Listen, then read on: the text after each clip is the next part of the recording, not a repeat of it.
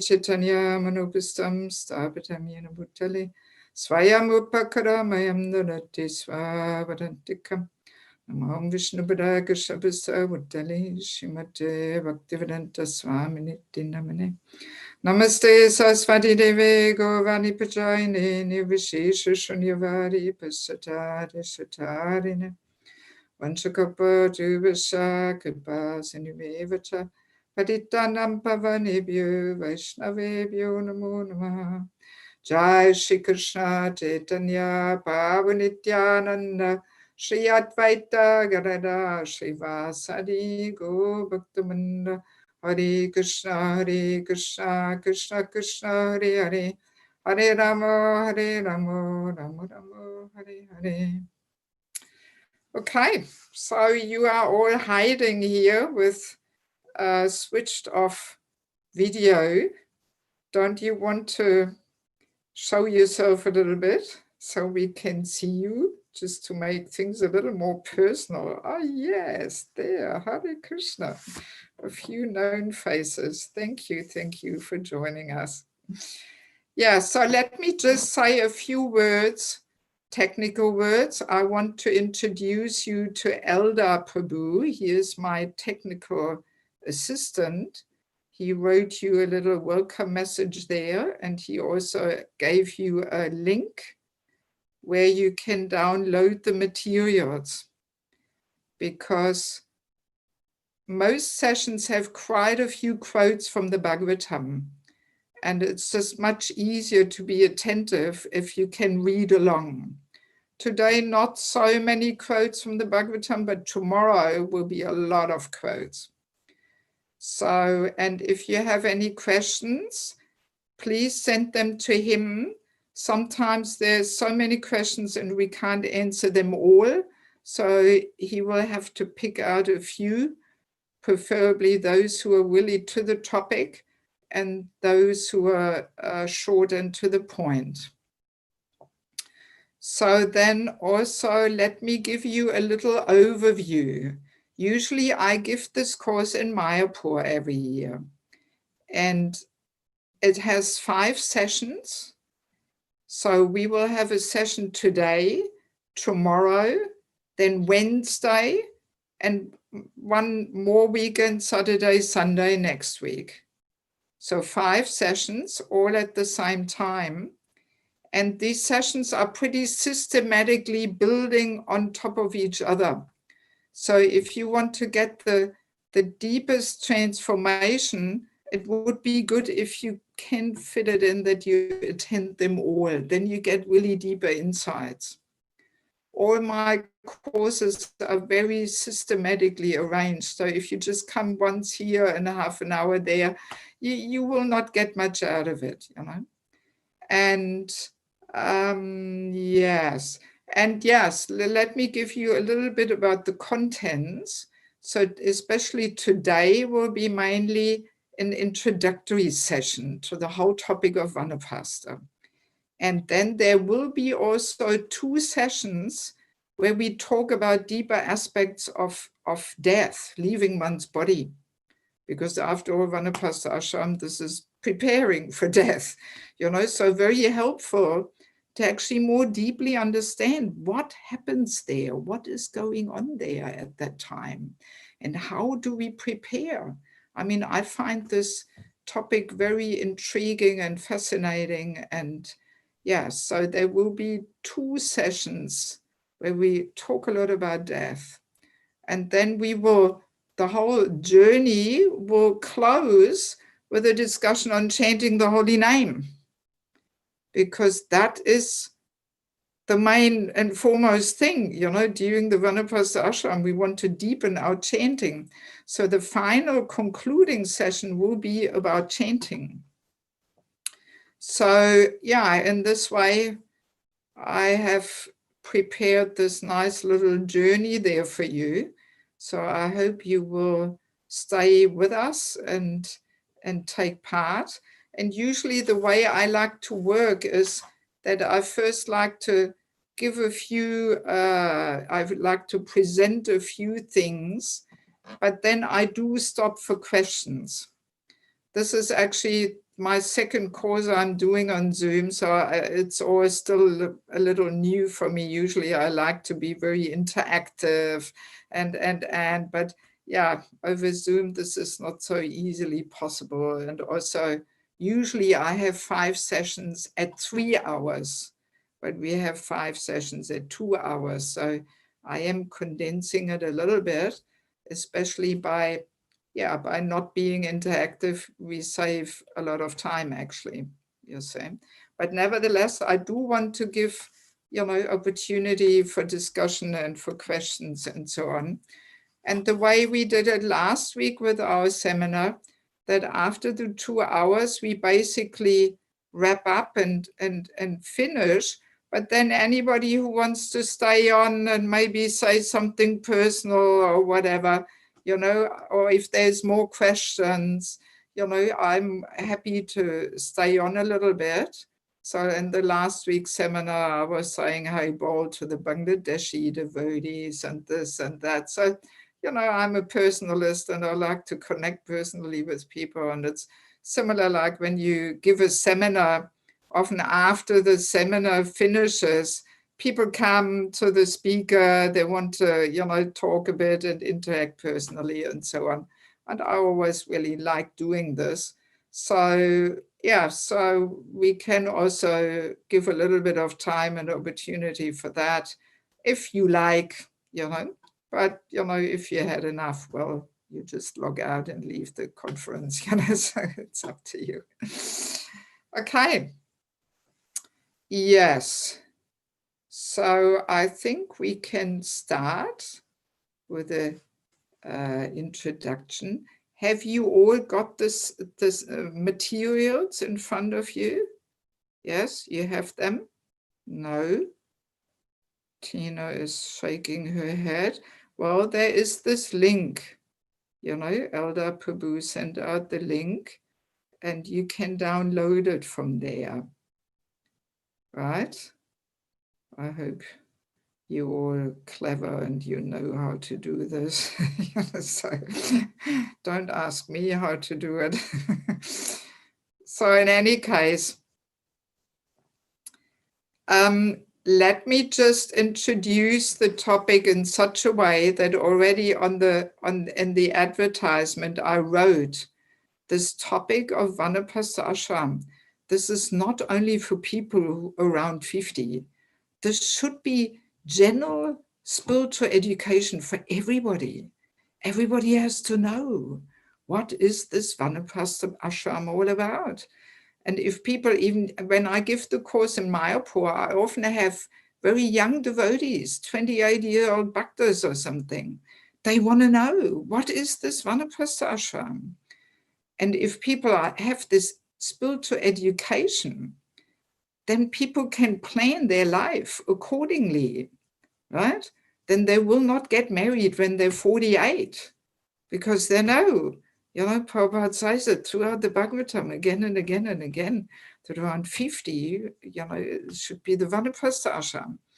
So yes, that's why I personally find this topic extremely important for everyone in any age and any ashram. Everybody has to have a clear understanding what this Vanaprastha Ashram is all about, because it's perfectly Krishna's arrangement, how he arranges these 4 ashrams one after another to actually really give us the best chance to leave our body in detachment. So from that angle, it's not just something for people around 50. And actually, I dare say, if people confront themselves the first time with this topic when they're around 50, it may already almost be a little late, because it's a whole preparation, a whole meditation. One has to prepare and tune in and internally cultivate certain aspects.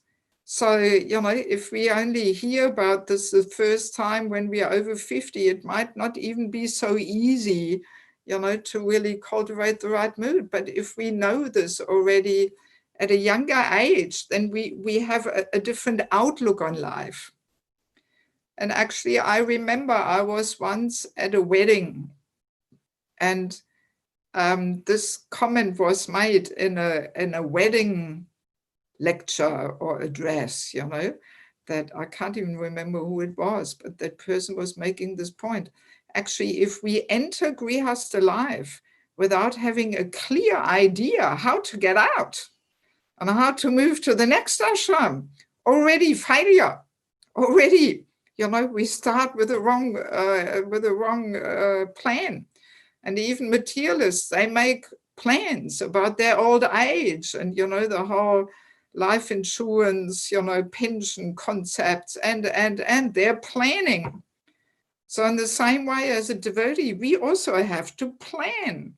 We have to make some plans where we want to be when we are 50, 55, and gradually prepare for this. So extremely important.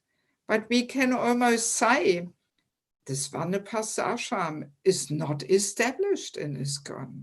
You know, not yet. There's hardly any talk about it. All other ashrams are more or less somewhat established. There's seminars, you know, brahmachari, grihastha, sannyas. Yeah, there's some understanding there, but Vanaprastha, there's hardly any talk about it. And also I have come across this point that there's a lot of misconceptions there, you know, a lot of wrong understandings. And also people feel threatened often with this whole idea of Vanaprastha. They think, oh, a husband just leaves at night in the middle of the night and the wife is all left behind. And there's so many misconceptions and people are fearful. Fear is always a sign of ignorance, right? So once we actually get a clearer understanding, then this is a wonderful thing to look forward to. You know, that's why I made this title, Life Begins at 50. It's all exciting, you know, so it's nothing threatening and fearful, but something to really look forward to and plan. Yes. So, yeah, that's why I really feel there's a strong need for this, to discuss this topic. And yes,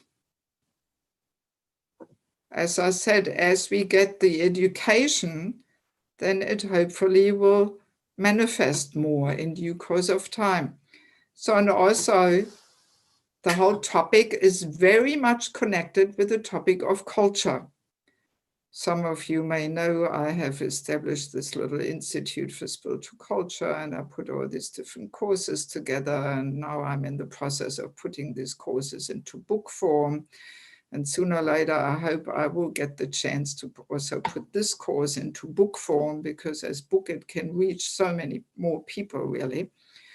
So this topic of Vanaprastha Ashram is very closely connected with the topic of culture.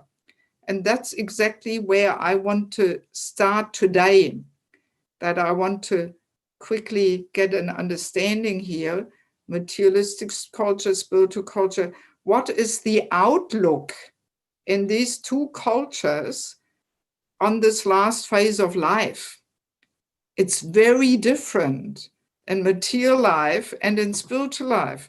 The outlook on old age, completely different. And because we are not quite there yet, that we actually really live our philosophy, practically apply it, you know, that's actually how the culture develops. By practically living the philosophy, we get the culture, but we are not quite there yet. So that, you know, we are all, especially here in the Western world. By the way, I am in Simhachalam, if you wonder where I am. Simhachalam in Germany, very nice rural community.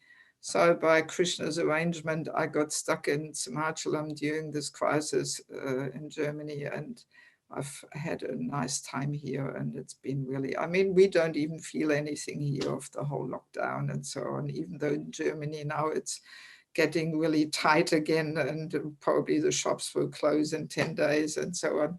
But yeah, we live out in the village and even outside of the village on a big farm and with agriculture and cows, and about 35 nice devotees live on the property. So our life here goes on as usual, you know. But yeah, in general, we are just so surrounded by materialistic culture and that propaganda and that conditioning. And therefore, we take that mundane conditioning into our spiritual life. And that's why this whole Vanaprastha thing, has not really manifested yet, because we are still rooted in this whole mundane understanding of the last phase of life. And we will discover this, hopefully, in due course of time. And also we will discover very practical tools, practical things to cultivate internally, no matter where we are, whether we live in a big city or whatever, very practical aspects, how we can cultivate this Vanaprastha consciousness. So, if you stay with this course, I really hope that you will get something and it will be useful for you. And also for preaching, it's so important, Yeah, even as a brahmachari, we have to know, what is this Vanaprastha Ashram, We have to be able to preach to people about it, Yeah. Okay, so if you have the materials there, it's helpful if you follow up a little bit, because it keeps the attention span better, if you visually also have something in front of you and you can follow up and so on, So yes, let us first of all remember Bhagavad Gita 269. There Krishna says, what is day to the materialist is night to the introspective sage. So meaning these two cultures, materialistic culture, spiritual culture, they are as different as day and night, completely opposite, because they're based on different worldviews, right? Materialistic culture is all about sense enjoyment being the all in all goal in life. Sex life is the topmost enjoyment. So, but then spiritual life promotes the completely opposite worldview. We want to minimize sense enjoyment. We want to minimize sex life. That already gives a clear understanding. These worldviews are completely opposite. And as we apply a certain worldview, the culture comes about. So the cultures are also completely opposite. We can really say what is success in material life, like showing off, being recognized, being the center, and that's success in material life. But in spiritual life, it's a failure. Showing off, feeding the ego, that's a failure. We want to, subdue the false ego and understand our tiny, insignificant position as servant. So it's completely opposite worldviews, goals. What is success in material life is a failure in spiritual life. And what is a success in spiritual life is not aspired for in material life. It's really like that. So opposite are these worldviews and goals. So, and therefore very clear that the attitude towards, elderly people, elders, are also very, very opposite. So here on your materials, you have first point, attitude towards the elders is characterized by the following things in material life. Materialistic culture, where sense gratification is the goal in life. So elderly people, how are they seen in such a culture? They're seen as a burden, right? A burden. We push them aside, off into the nursing home, old folks' home. They're pushed out of the way because they disturb the sense enjoyment of the younger people. And also if a person has led a materialistic life, in their old age, they cannot actually offer that much, often they become senile and this and that, this all comes from sinful activities and so Old people in material life and its culture, they're neglected. They're seen as a burden, a troublesome burden. And people like to try and take control over them and push them around, you know, like children, and move them aside. That's basically the mood, you know, and we can even unfortunately see that this sometimes also enters our Vaishnava communities, you know, that we push the old people aside. We see them as a burden, you know, yes. So, and what is the expectation on old age and retirement in material life and its culture? So the expectation is last chance to enjoy, right? Finally, we can retire. We don't have to work anymore. People save money so they can enjoy in this last phase of life, going on all kinds of, you know, cruises there on fancy ships and this and that, you know. So comfortable life, luxury, enjoyment, last chance. That's the outlook in material life on this last phase in life, right? But now, spiritual life and its culture, where self-realization is the goal, not sense gratification. So there, the attitude towards elders is very different, very different.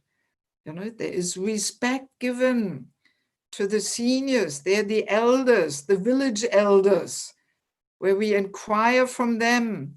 You know, we want to hear and from their wisdom, their life experience. You know, there's the mood of service there. It's a great honor in spiritual life to serve the elderly devotees, you know, especially if they have dedicated their whole life to, you know, serving Krishna and his devotees. So there's high respect there. And there's also gratitude there, you know, that we see even in our temples, you know, that the older generation, we are basically the young generation inherits from the old, you know, elderly devotees. They inherit, you know, because they basically have established a temple, you know, a community, the deity worship. They have given their life to establish everything. So then the young generation coming in, they feel so much gratitude because they inherit what they have established and what you know, they have given their life. They have sacrificed themselves to give us something, like the children inherit from the father and the mother, the parents, you know. So same thing is also there in spiritual life, that we inherit so much from the our seniors who have established so much for us and have given us all the facility, and they have spent their blood, they have sacrificed their blood and their sweat, you know, to leave us a nice facility and establishment, you know. So that's the attitude in spiritual culture, you know, that there's the mood of care and respect and service. We want to inquire from them. We want to learn from them. And there's deep gratitude there, you know. So in such a culture, nobody would put their, you know, parents or elderly people into nursing homes. My God, you know. This is like that still today in Bangladesh, that, you know, people don't put their parents, their old parents, in a retirement center. No, this is completely uncultured and painful to them, such a thought, you know. Then they affectionately take care of them, you know, like that. So an expectation on old age and retirement, you know, in a culture where self-realization is the goal, is also very different than in material life. It's not sense gratification and enjoyment and comfort and luxury cruises and all that. But no, it's the opposite. We want to deepen our spiritual life. We want to internalize, you know, our spiritual practice, become more deep and internal. We want to deepen our dependence on Krishna and his devotees, you know. So, and we want to increase tapasya again. That's what Vanaprastha life is all about, you know, that we want to again become more simple and yeah, invite more austerities again and give up the comfort. We will come back to this later. Yeah, so it's a very, very different outlook and expectations on this final stage in life, right? And I mean, also very briefly touching upon the Krishna system of these 4 ashrams. It's actually so perfect because all the ashrams, they actually perfectly serve each other and care for each other, you know? So it's really a perfect and complete arrangement there that Krishna is giving us in form of this Vaishnav culture. And let us first of all understand, yes, the 4 ashrams, it's like a gradual system which helps us to give up our independence ultimately. Each ashram teaches this to us, you know. So the Brahmachari ashram, there's no independence. Because let's be clear, we are in this material world because we want to be independent from Krishna. So, and we have to learn to give up this tendency for independence and become fully dependent on Krishna. So all the 4 ashrams are perfectly teaching that. So brahmachari life, there's no independence. A true brahmachari shouldn't even have his own bank account. You know, he just lives in the temple and he serves and he is satisfied with whatever he gets there, and food, accommodation, and so on. So there's no independence. You know? So then Grihastha ashram, you're given a little bit of independence, so you can voluntarily demonstrate how we use this independence. Are we using or misusing it to enjoy our senses, or are we voluntarily, you know, using it to serve Krishna and his devotees, and we put the first priority on service to Krishna. So Krishna gives us a little bit of independence in that ashram, but also not so terribly much, because if there's husband, wife, children, well, we also can't do what we want. We are dependent, you know? And I guess that's why also these days, many devotees or people in general, they don't want to get married because they like to be independent and do what they like. And they know exactly, you know, as soon as I give up, as soon as I marry, I have to give up my independence. There's other personalities in my life who I have to consider and adjust to their needs and desires and so on. You know, so Grihastha ashram, all right, a little bit of independence is there, but not terribly much. So, and then Vanaprastha ashram, again, we are meant to deepen more that dependence on Krishna, and also to some extent, of course, on his devotees, you know. So, and then sannyas is only for a few, but actually we can say as far as possible, these first 3 ashrams, they are there for everybody, actually, every civilized human being who wants to go back to Godhead, as far as possible, should go through these ashrams, because they're very natural according to the phase in life. You know, as a young person, we study, we learn something, best to do that in celibacy. So, and we get some spiritual training also. So that's brahmachari. So that gives the foundation. Actually, brahmachari ashram sets the foundation to all other ashrams. Like in material training and education, that's the foundation to material success. So also brahmachari ashram, that forms the foundation to spiritual success, because it's the phase of training where we get a good taste for sadhana and being regulated and serving and selflessly and experiencing different, services and so on. So it's a very, I was for 4 years in the Brahmacharya Ashram in Sydney when I joined there. So I cannot even imagine my life without this phase of training, definitely. Of course, that doesn't mean that if a person joins later and cannot, have this phase in life that everything is lost or something. No, but if one is able, if one has the opportunity, I always highly recommend people to at least for a few months or a year or something, have this experience of Brahmacharya, Brahmacharini training, you see. And then actually that training carries us through the Grihastha Ashram, because we remember the sweet days when we could fully, when we could fully apply ourselves without having to worry about bills and this and that, So, it carries us through all the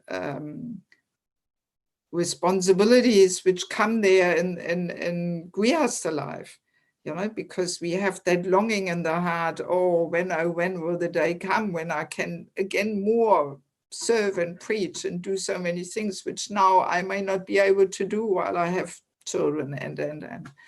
So, and then when a person had that Brahmachari, Brahmacharini training and goes through Grihastha life, then it is very natural that we want to move on into the Vanaprastha stage. We remember that sweetness of more tapasya and full absorption in service and sadhana.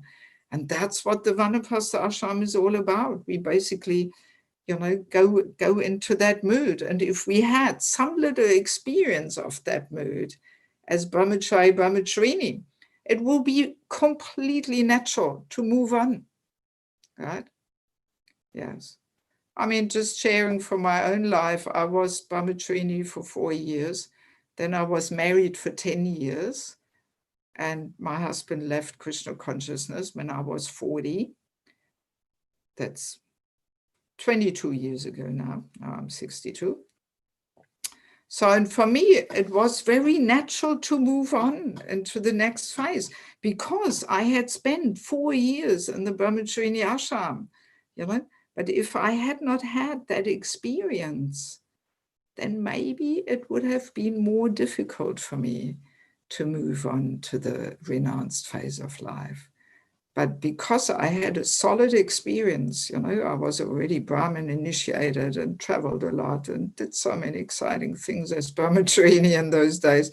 So it was very natural for me, very natural. I never even considered to marry again or anything, even though I was only 40. So 40 is not, is a relatively young still. But because of that solid experience as Brahmacharini, very natural, So in that way, these ashrams are really building up on each other and carrying a person further. You see, it's Krishna's perfect arrangement, really. And also every ashram, of course, has purifying duties and it brings along a certain consciousness. And therefore, it also offers protection. So I personally always recommend people to try and see, in which ashram they are properly situated. Like if a person is unmarried, so then we should reflect, we should look within our heart, and also ideally we should have a mentor who can guide us, who can see better than we can see where we are standing. That was the topic of last week's seminar, the mentorship, that basically we all need a mentor, a coach. Just having a Diksha Guru is not enough guidance, because as long as we have material attachments and desires, we actually cannot objectively assess ourselves. Our vision of ourselves is clouded. And that's why we need somebody who can guide us, who is more experienced than we are, and who can see more objectively where we're standing. So, and if we have a mentor like that, you know, that person can also help us to understand if we are single, you know, should I actually place myself in the Grihastha Ashram? Are there still some unfulfilled desires which are not really cleared off? Or, you know, no need, no attraction, you know, so then we should move to the renounce phase of life. You know, very helpful to, as far as possible, place oneself in one of these ashrams, because they offer protection by, you know, bringing along a certain mindset and consciousness, and also by giving very clearly defined purifying duties. So I don't want to spend too much time now just with the ashrams, but nevertheless, I want to just briefly address it. And I saw, actually, for me, looking at the chat box and the questions, it's very distracting, you know. I'm not practiced enough with these Zoom things to read the questions, and then, but I quickly saw the question, or Brahmacharini Ashram. I thought this is not Vedic or something, right? That question came up from somebody. Is this really part of the traditional Vedic system? A lot of misunderstandings on this point. Let me put it this way. The ladies were always trained. They had solid training. I have experienced and observed this in Bangladesh. For those who don't know me so well, for the last 22 years, I spent regularly some time in Bangladesh.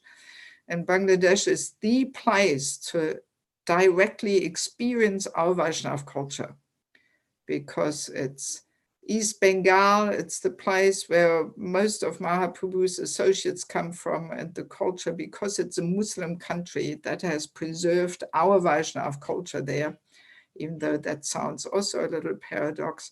But no, it's indeed like that, because Muslims are not so fond of all the modern Western ideas. So that has kept the country so traditional. When I travel there, I feel like I'm entering Chaitanya Charitamrita. This is really what the mood is like. Amazing. It's a different planet, even compared to Mayapur or something. Bangladesh, different world. So in any case, there I have seen, see, traditionally, people live in extended families with so many brothers, sisters, aunties, cousins, you know, mothers, grandmothers, mothers-in-law, you know, big extended family. So, and all the ladies, they actually kind of live together of all different generations. And they train the young girls. And this is nothing else but a Brahmacharini ashram. Same thing. The only difference is that it used to happen in the family situation. And this is so because ladies by nature, they have a stronger emotional nature. And in temple life, I see this also here in Simachalam, we have a Brahmacharini ashram, we have about 8 girls there at the moment or something. So in the long run, this temple life is emotionally a little too dry for most women. So that's why women can better get that training in a family situation, because there in family relationships, their emotional needs are met, right? But in temple life, it becomes a little dry in the long run.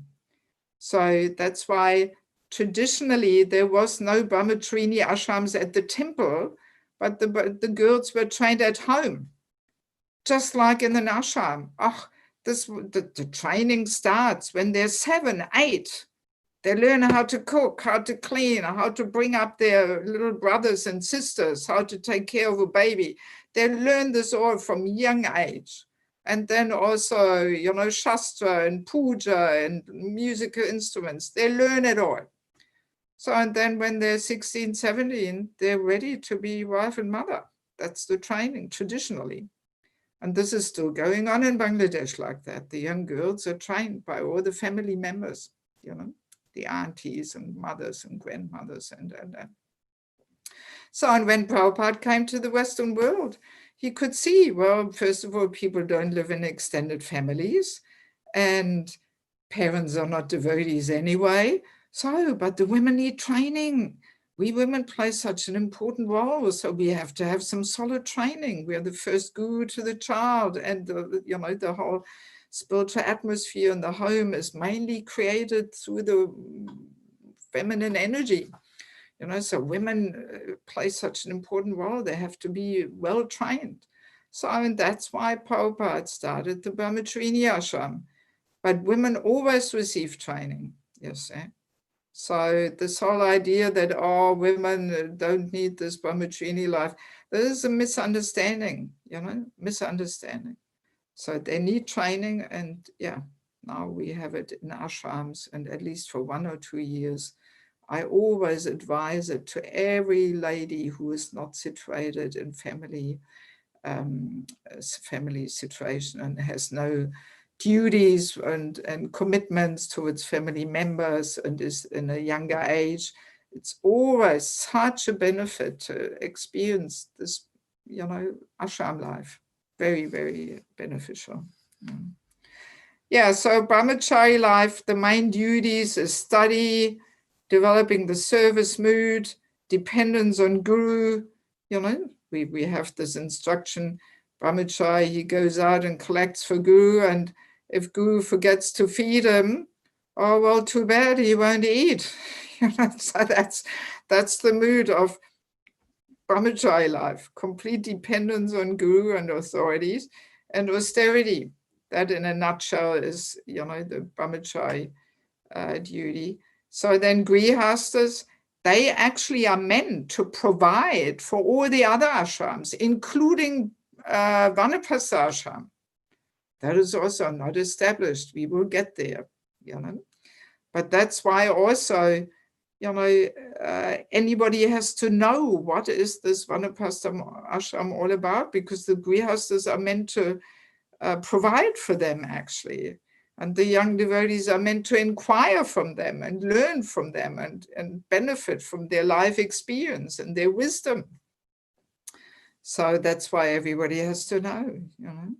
So Grihastha Ashram, yeah, they provide for all the other ashrams.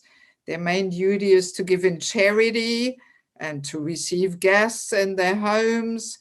And, you know, and they have to show how they use that little bit of independence which they have been given, and they have to cultivate tolerance and humility and so on, which of course is also there in brahmachari life, you know.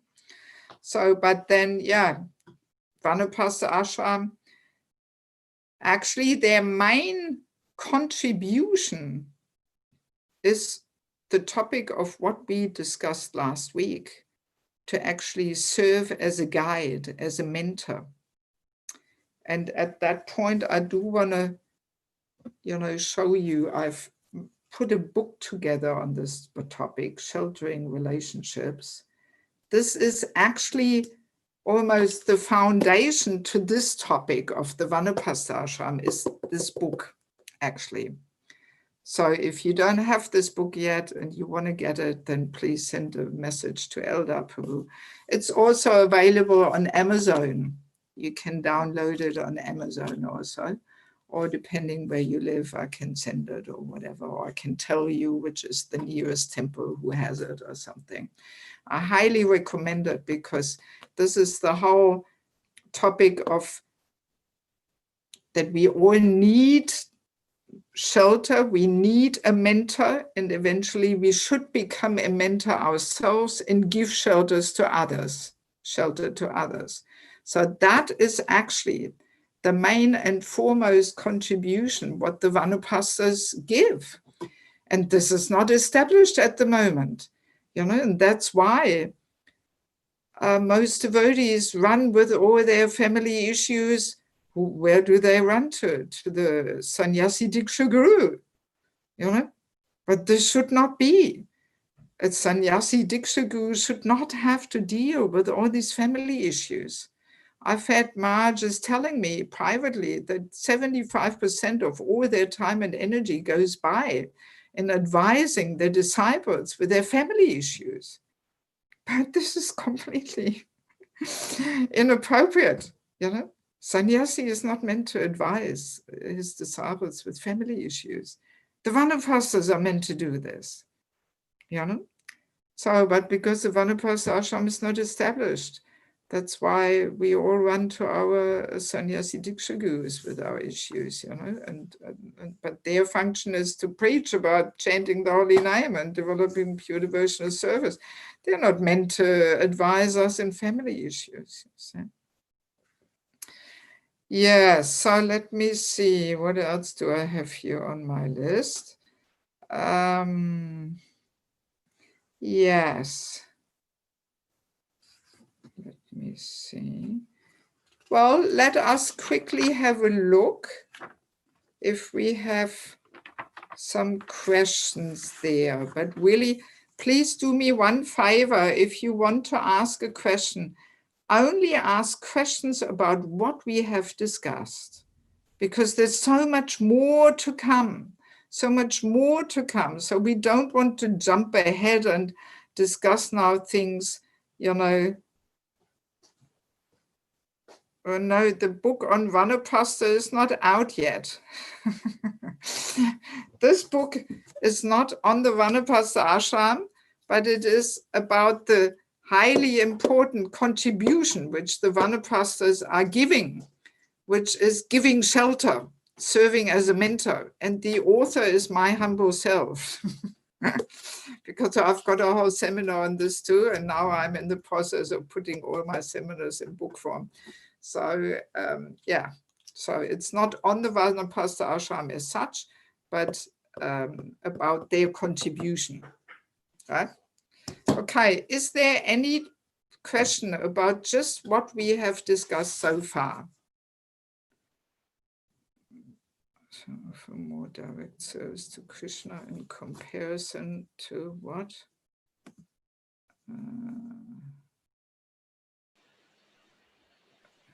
Someone sends you messages directly. Huh? Yeah, they're sending to me directly. Some hackers there. Huh? I don't know how it's possible. I don't know, actually. I don't know either. You're the technical man. The idea is that all questions go to Eldar Prabhu. Yeah, that would be easier, you know? So are there any questions? Because sometimes we get so many questions, we have to sift a little bit. We have to select, you know? So that's why better if all the questions go to Eldar Prabhu and then he reads them out. Bhaktin Franca raised her hand. Maybe we can listen to the question. Yes. Okay. Hare Krishna Devaki Maharani, please accept my humble obeisances. All glories to Srila Prabhupada. Hare Krishna. We met each other some years ago in Samhachalam, and I had a very deep talk with you. The situation is I'm now 50 this year, and I'm only 5 years in Krishna consciousness, and I have a non-devotee relationship, and this is very problematic. And now it seems that Krishna is arranging the separation. Okay. What is the right ashram for me when I'm without a partner and I want maybe go to an area where there is close a temple. In near of a temple community, which ashram I would I work as a Heilpraktikerin, I don't know it in English, Yeah. and I would like to help with health things or to preach if possible. I really like. Well, let me put it this way. You know, this seminar now is not really the right place to give the personal guidance to each and every participant or something. I'm more than happy to do this somehow outside of the seminar, you know, privately. But basically the point is like this. As I mentioned, I always advise people to see which ashram they would be properly situated. So, and you know, if you're clear, you don't want to have a partner again, so obviously your path would be to go towards the renounced phase of life. So attending the seminar will give you hopefully some ideas what you know internally to cultivate, because really, you know, Vanaprastha Ashram is not just some external thing. Sometimes people think this is a building, you know. They think, well, here's the Brahmachari Ashram, so where's the Vanaprastha Ashram? So no, we are not talking about a building or just moving somewhere or something, but it's a certain consciousness, an internal cultivation is required. And that we will discuss in the seminar. So I don't really want to go now into particularly your personal situation. You know, I would suggest you just attend the whole seminar, and then after that, if anybody wants to contact me personally or something, you know, then I'm more than happy, more than anything, I'm happy to meet with you personally over Skype or whatever and discuss, or over phone or whatever, you know. So let's keep it like that, you know. But the seminar is the right thing for you, you know, if you don't want to be married again. Let's put it that way, you know. You will get quite a few things, you know, where you can work with, you know. I think let me just continue a little bit, because really we have still quite a few things here I want to quickly touch upon. And then, or is there still, Eldar Prabhu, you have? There are a couple of, I think, maybe related questions. Okay, good. So first is from Mataji Lucia. Okay. Which is visible. Generally, Brahmachari and Vanaprastha Ashram offer more direct service to Krishna in comparison to Grihastha Ashram. Yeah. So, what's the question? Well, put it that way. Externally, it seems like that. But the Grihastha Ashram, I mean, just to be frank with you, even the Grihastha Ashram is actually not properly established in ISKCON yet. We are still not quite there yet, that our family life is actually an ashram. This is just now the topic which I'm now working to put in book form, you know, and I have also a whole course about the Grihastha Ashram. So we are still kind of in between, you know, because again, most people, they slide into married life. They don't even take any proper training and preparation. And all we know is mundane family life. And so we are not quite there yet. What we see now in the families is very often not really an ashram. Ashram means holy name Bhagavatam is the center of family life. You know, it's a whole thing, you know.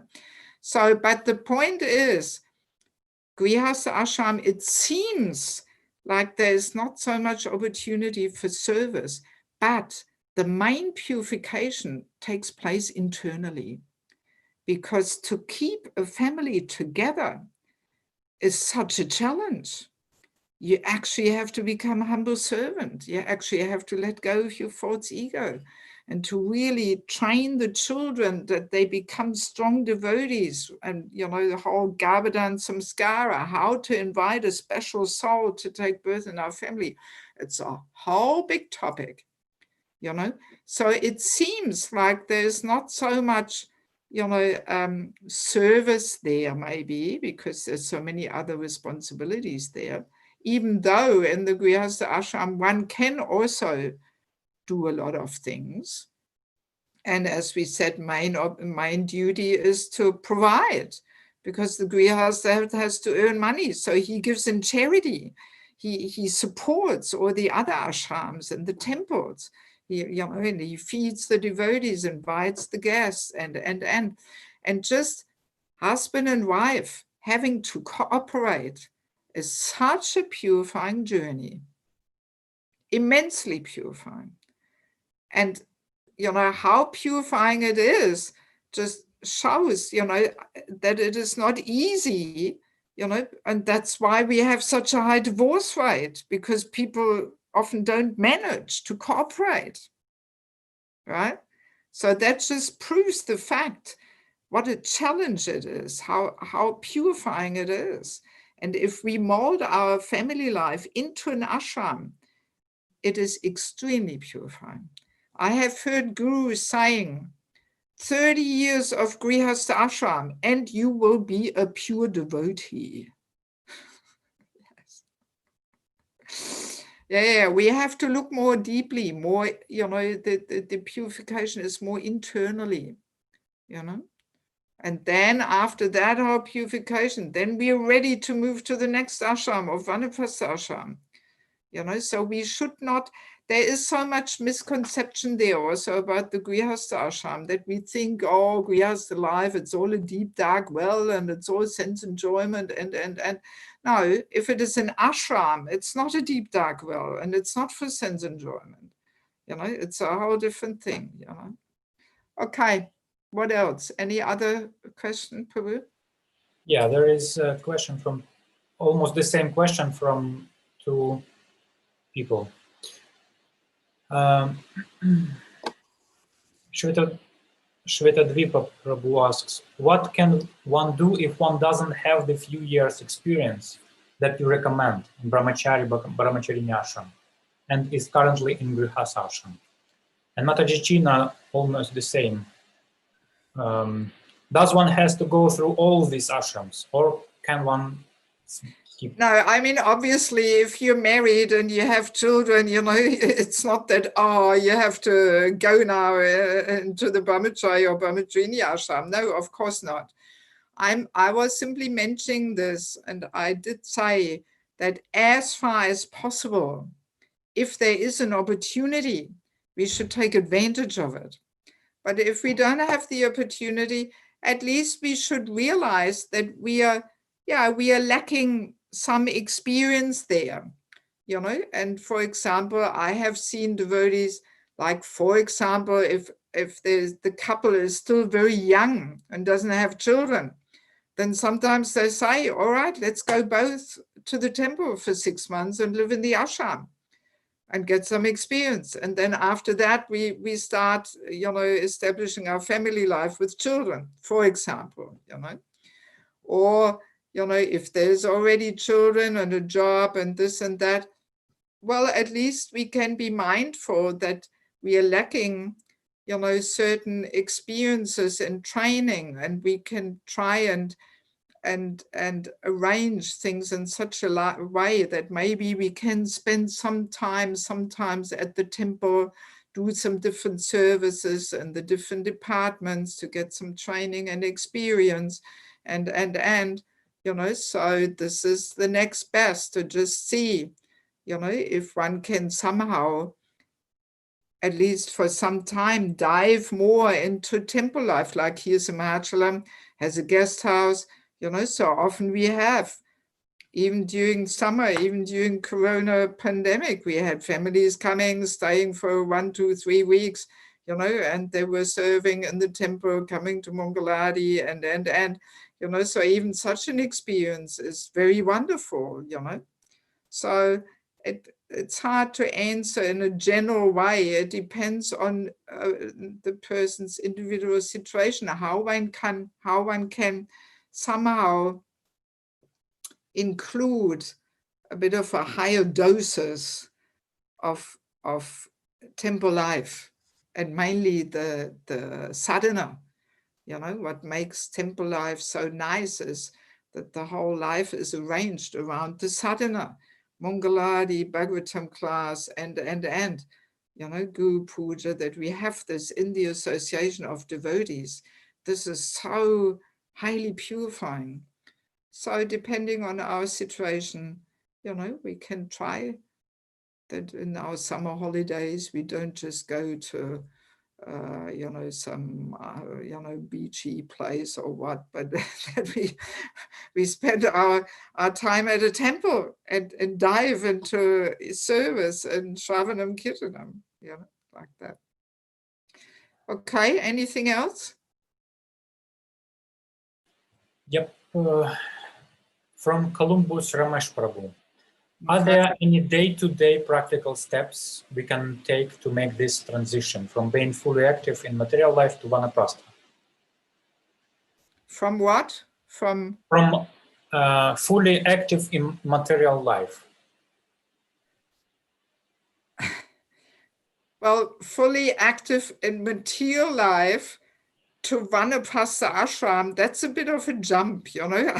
I mean, see, the Vanaprastha Ashram comes after the Grihastha Ashram, you know. So first, our family life should be spiritualized. It should not be completely materialistic, you know. We have to first, we have to start where we are situated. So if we are at this point married, then no, it's not a question of now jumping into Vanaprastha Ashram. No, we first have to spiritualize our family life. And that just makes me remember that one reason why this Vanaprastha Ashram is not really established is, according to my understanding, also because our family life is not yet a proper ashram, right? If our family life is not a proper ashram, so, well, then we will not receive the necessary maturity and spiritual advancement to move on to the next ashram, the Vanaprastha Ashram. Makes sense, doesn't it? Yes, yes. And that's why we have quite commonly that devotees, even though they're 55, 60, they want to get married again. You know, so it's not just a question of age when you're 50, but one needs that internal maturity and advancement and detachment, you know, to actually be able to move on. Otherwise, it's like at school, you know, you don't pass the exam and you have to repeat the year. You know? So the same thing can happen there also, you know, people are 50, 55, the marriage failed, but still there's this desire in the heart. I always advise people, even when they're 50, 55, if they haven't got that spiritual maturity, repeat the lesson, get married again, you know, better to repeat it in this life rather than moving on with his, you know, with his desires in the heart and then having to take another birth, you know. So it is a question of maturity and spiritual advancement to actually move to the Vanaprastha Ashram. So, you know, if our family life has not been an ashram and not really spiritually surcharged, then very difficult to move on to the Vanaprastha Ashram, you know. We cannot artificially jump into that, you know. Yes. Okay. Was that it? Or anything else? Elder Prabhu? Yeah. Ishwari Prema Mataji asks, I hope this Mataji. If married devotees more want to live like Vanaprasthas without children, if they have preaching mood, it is proper to think so. Well, this is a whole different topic, really. It's part of the Grihastha topic.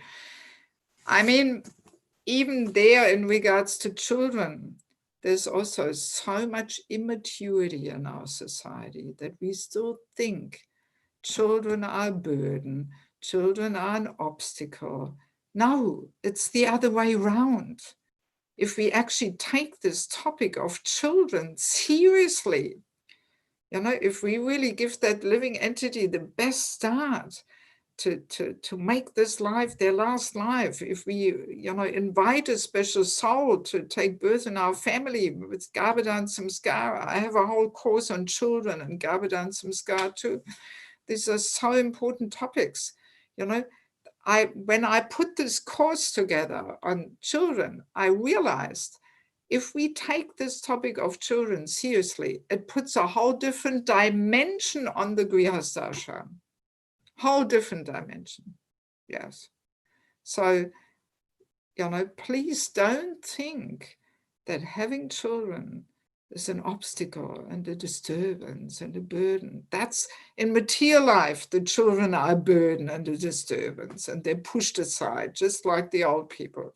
But in spiritual life, the children are the future. And I have seen how devotees change when they actually have children, when they have to be responsible, when they have to plant the seed of bhakti in their heart.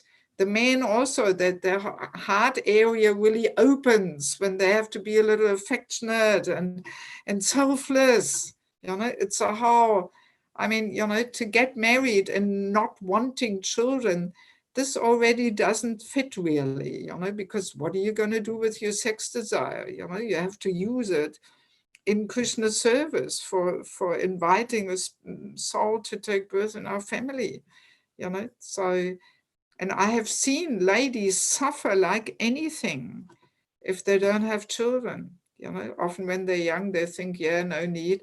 But then when they're 40, 50, because we women have more emotional needs and they're given by Krishna. So we want to be good mothers and caregivers. And this has to be used in that way by bringing up children in Krishna consciousness. And I know several couples where the lady struggles like anything emotionally without children and often becomes sick and disturbed and so many things. So it's just a natural thing. If a young man and woman live together, there's sex life, there will be children. So we should not interfere in the natural, you know, flow of things, and thinking we should bypass certain austerities of bringing up children, we bypass them, and our preaching is more important. It will backfire, guaranteed. It will backfire. We get some unwanted reactions for it. So better to, you know, go through the ashrams properly. And if people can't have children, all right, well, then that's another arrangement by Krishna. That was my case. You know, I was married for 10 years. It's not that we were, oh, no children, no children. No, we tried for many years every month, but I just didn't fall pregnant. So then that's Krishna's arrangement, you know. But it's always good to really give Krishna a chance to arrange what is best for us. And Krishna knows. Krishna knows what is best for us, you know. And either he gives children or he doesn't give children. And you know, we should not think that children disturb, you know, our advancement. No, not at all. We actually become truly selfless when we bring up children. We have to, you know, because there is, even within Krishna consciousness, there is a kind of selfishness there. You know, my sadhana, my reading time, my seva, my project, my trip to India, mine. So, all right, it's employed in Krishna consciousness, but it is still selfishness. So when you have children, you have to put this mine on the back burner, you know, at least for some years while the children are small, especially as a woman. You have to serve, whether you like it or not, you know. Yeah, highly purifying, highly purifying. Okay, let's continue with our seminar. Otherwise time, it's already, we have only 45 minutes left. So let us continue, just briefly touching upon the topic of the importance of respect.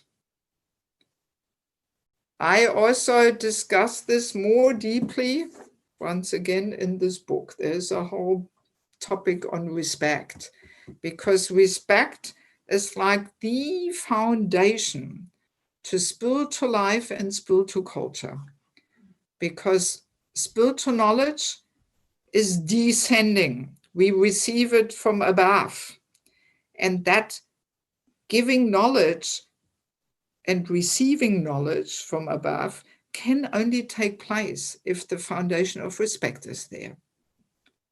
And this is a really crucial topic also in ISKCON, that because, you know, in Kali Yuga, we can generally say the respect decreases.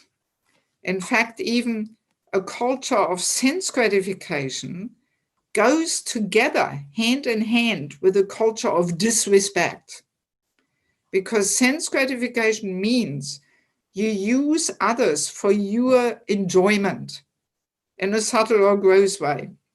And you will only do this when you are disrespectful, ultimately. You know, if you have true respect for another person, you will not want to use this person for your gratification. So a culture of sense gratification always goes together with a culture of disrespect. They go hand in hand. So, and because, you know, in material life, sense gratification is more and more the all-in-all goal in life. That's why disrespect comes in also. And that's why this exchange of receiving knowledge and also passing on knowledge is more and more threatened, actually. You know, and I come across this a lot on my travels, especially also in America, that often Prabhupada disciples share this with me. They say, you know, that yes, the young generation has no respect for the elders. They often don't even say Hare Krishna. They don't even want to inquire and ask for guidance and advice. And they just want to push the old folks out of the way. And so now it's us, young generation, and we have the say now, and we know what's better. So, and then the older generation cannot pass down all the values, the life experience, the traditions, the standards, you know, it cannot be passed down. But this is a very important part of the whole, you know, receiving spiritual knowledge, that it has to be passed down from the elders.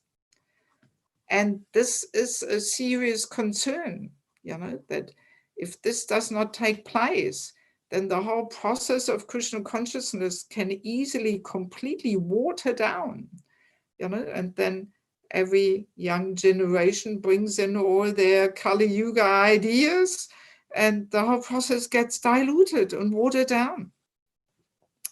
So that's why this whole topic of respect, oh my God, you know, this is a really important thing, you know, really important thing. And I'm often alarmed at it, you know, how this respect is lost more and more. I mean, I don't want to mention any names, but I've been at one temple in America where some parents told me, you know, that at our ISKCON schools, the children are not receiving this training in respect.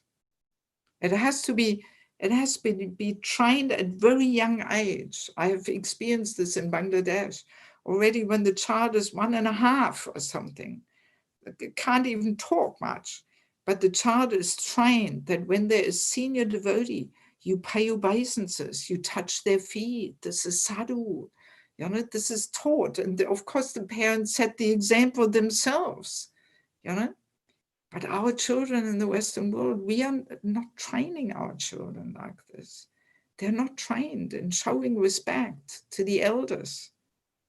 And we because, you know, in material life, with the Western mentality, we see respect to be almost something old-fashioned and formal and impersonal, and and today, the modern days, we're all equal and cool and this and that, and respect is almost seen as a disturbance in relationships or something, and even at schools, often the teachers try to be all so cool and equal with the kids, and they think that if they put themselves on the same level of the children, then they can connect more with the child. But this is nonsense, we can only learn if there is respect.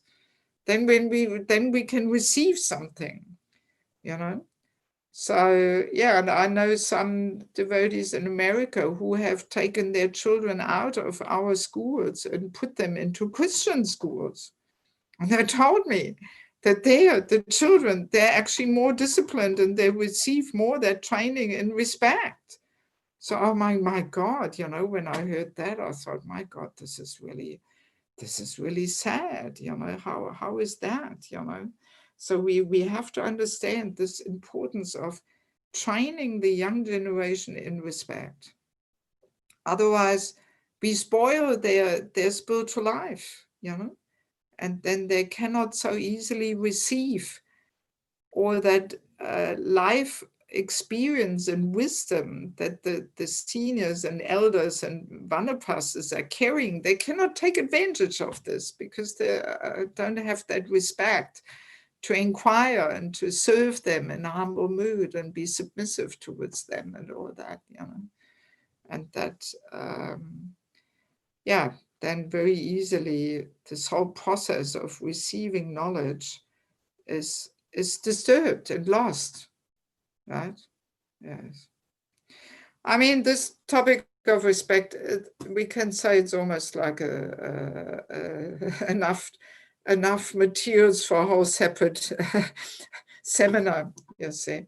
So I don't want to go too much into this now, but just for the sake of completion, I do feel it has to be mentioned, And as I'm saying again and again, this book, Sheltering Relationships, this is really the foundation to this whole Vanaprastha topic.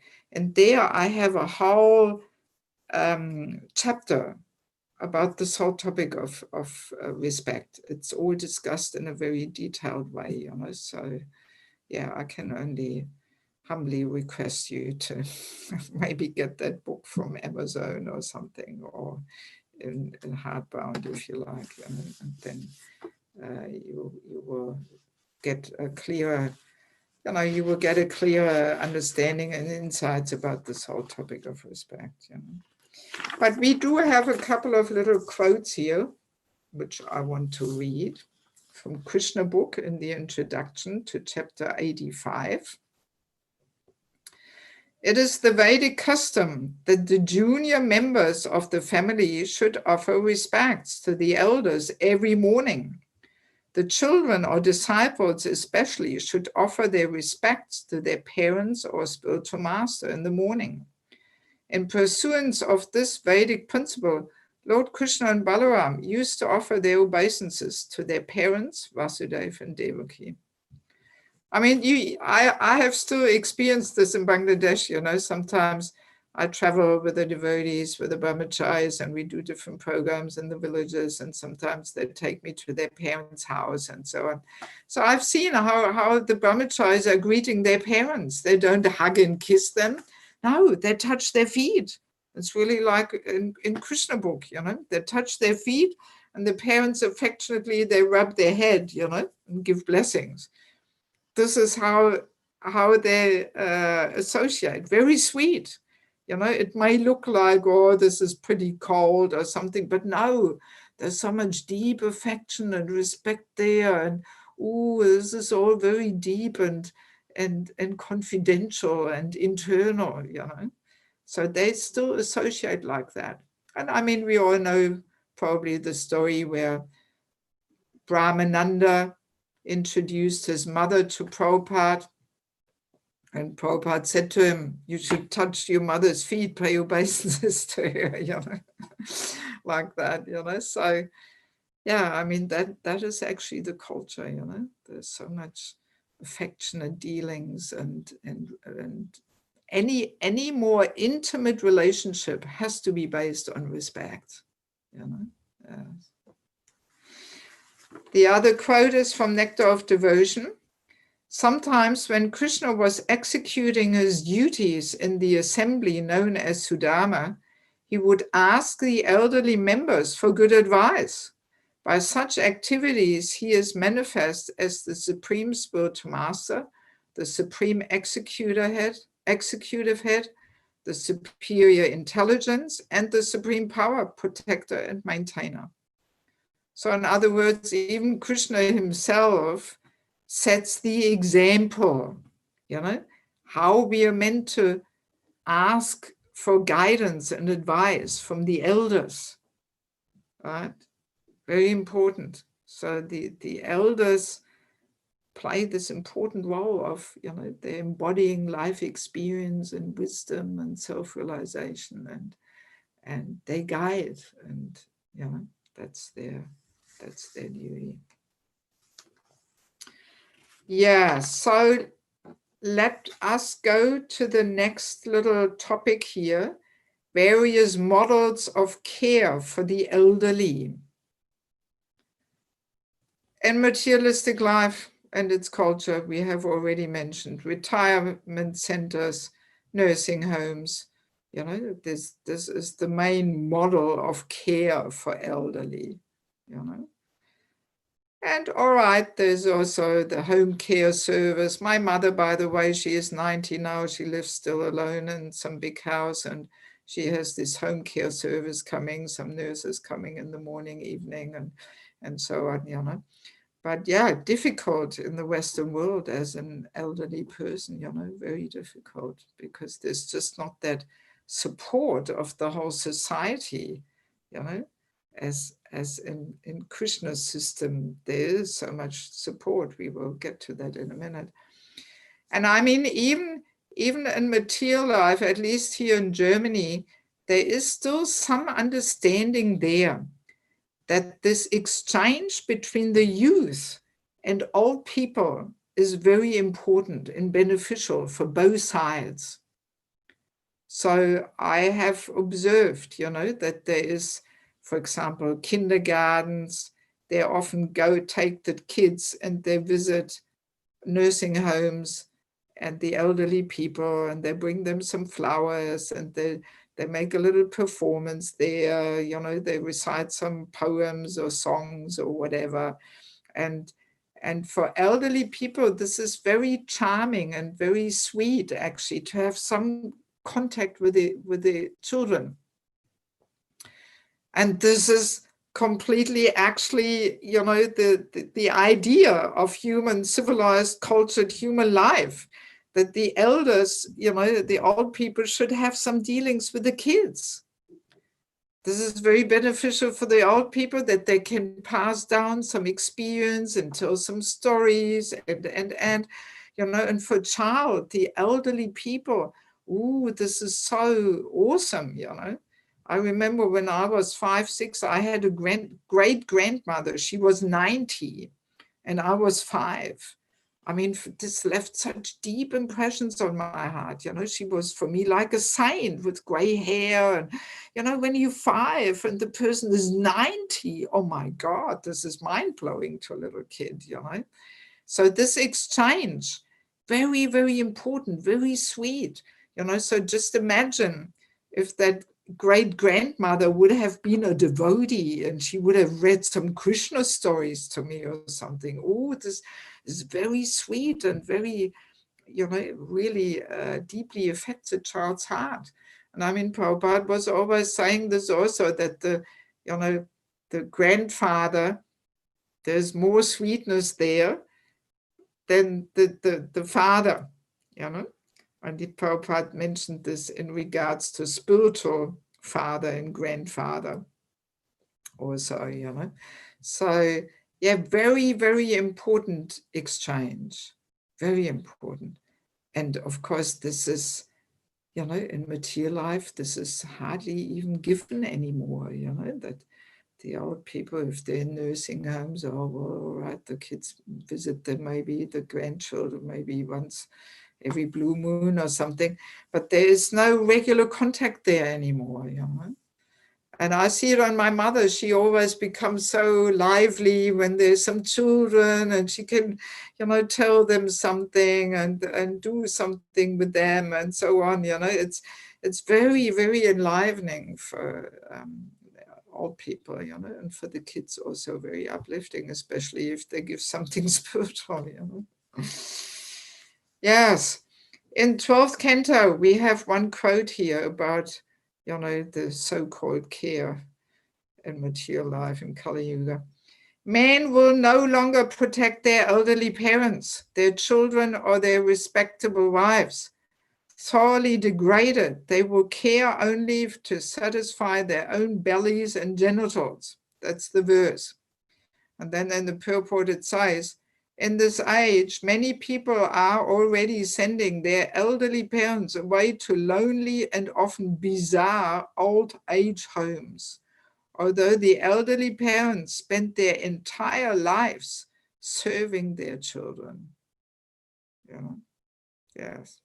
I mean, actually, when you think about it more deeply, it's so sad, you know. You imagine, or maybe some of you are also in this situation, where you've given so much time and energy, you know, sacrifice to bring up the children. And then when you're old, they don't want to take care and you're just dumped off in a nursing home. I mean, this is so sad, actually, so painfully sad, really, you know. And like in Bangladesh, nobody would do this. They don't do this. They don't dump off their children in the nursing homes. Their parents, sorry, their parents in the nursing homes. I mean, for them, this is a blow to their minds, how people can do this. There's so much respect, you know. And mothers are the most important personalities in human society and in spiritual culture. You know, so to dump off their parents in a nursing home, nobody does that in Bangladesh. You know. In India, it now comes in because, you know, more and more young Indian people, they leave to the Western world and the parents don't want to move out of India and so on. So, all right, here we go. They have to go to the nursing home. So in India, it is starting now, but still 15, 20 years ago, this also was not going on in India. But now it's all the modern cool trends and okay, you know, so anyway, so I mean, we also, you know, even within our communities, you know, we have to take care of our elderly devotees who have really given their life and served them. Like here in Simachalam, we strongly have this mood. We have a few elderly people here. We have one Prabhupada disciple living here, Akila Prabhu, and a few elderly ladies who've been here for 40 years and served. They will be taken care of, definitely. The community will not send them away or something. But we are establishing here all kinds of structures and supportive systems that we can take care of these devotees here who have given their life and served, you know, served this community and served Prabhupada, you know. Yeah, so I mean, let's quickly have a look at these characteristics of this model, you know, where people are dumped off into some nursing home. So obviously, very impersonal, you know.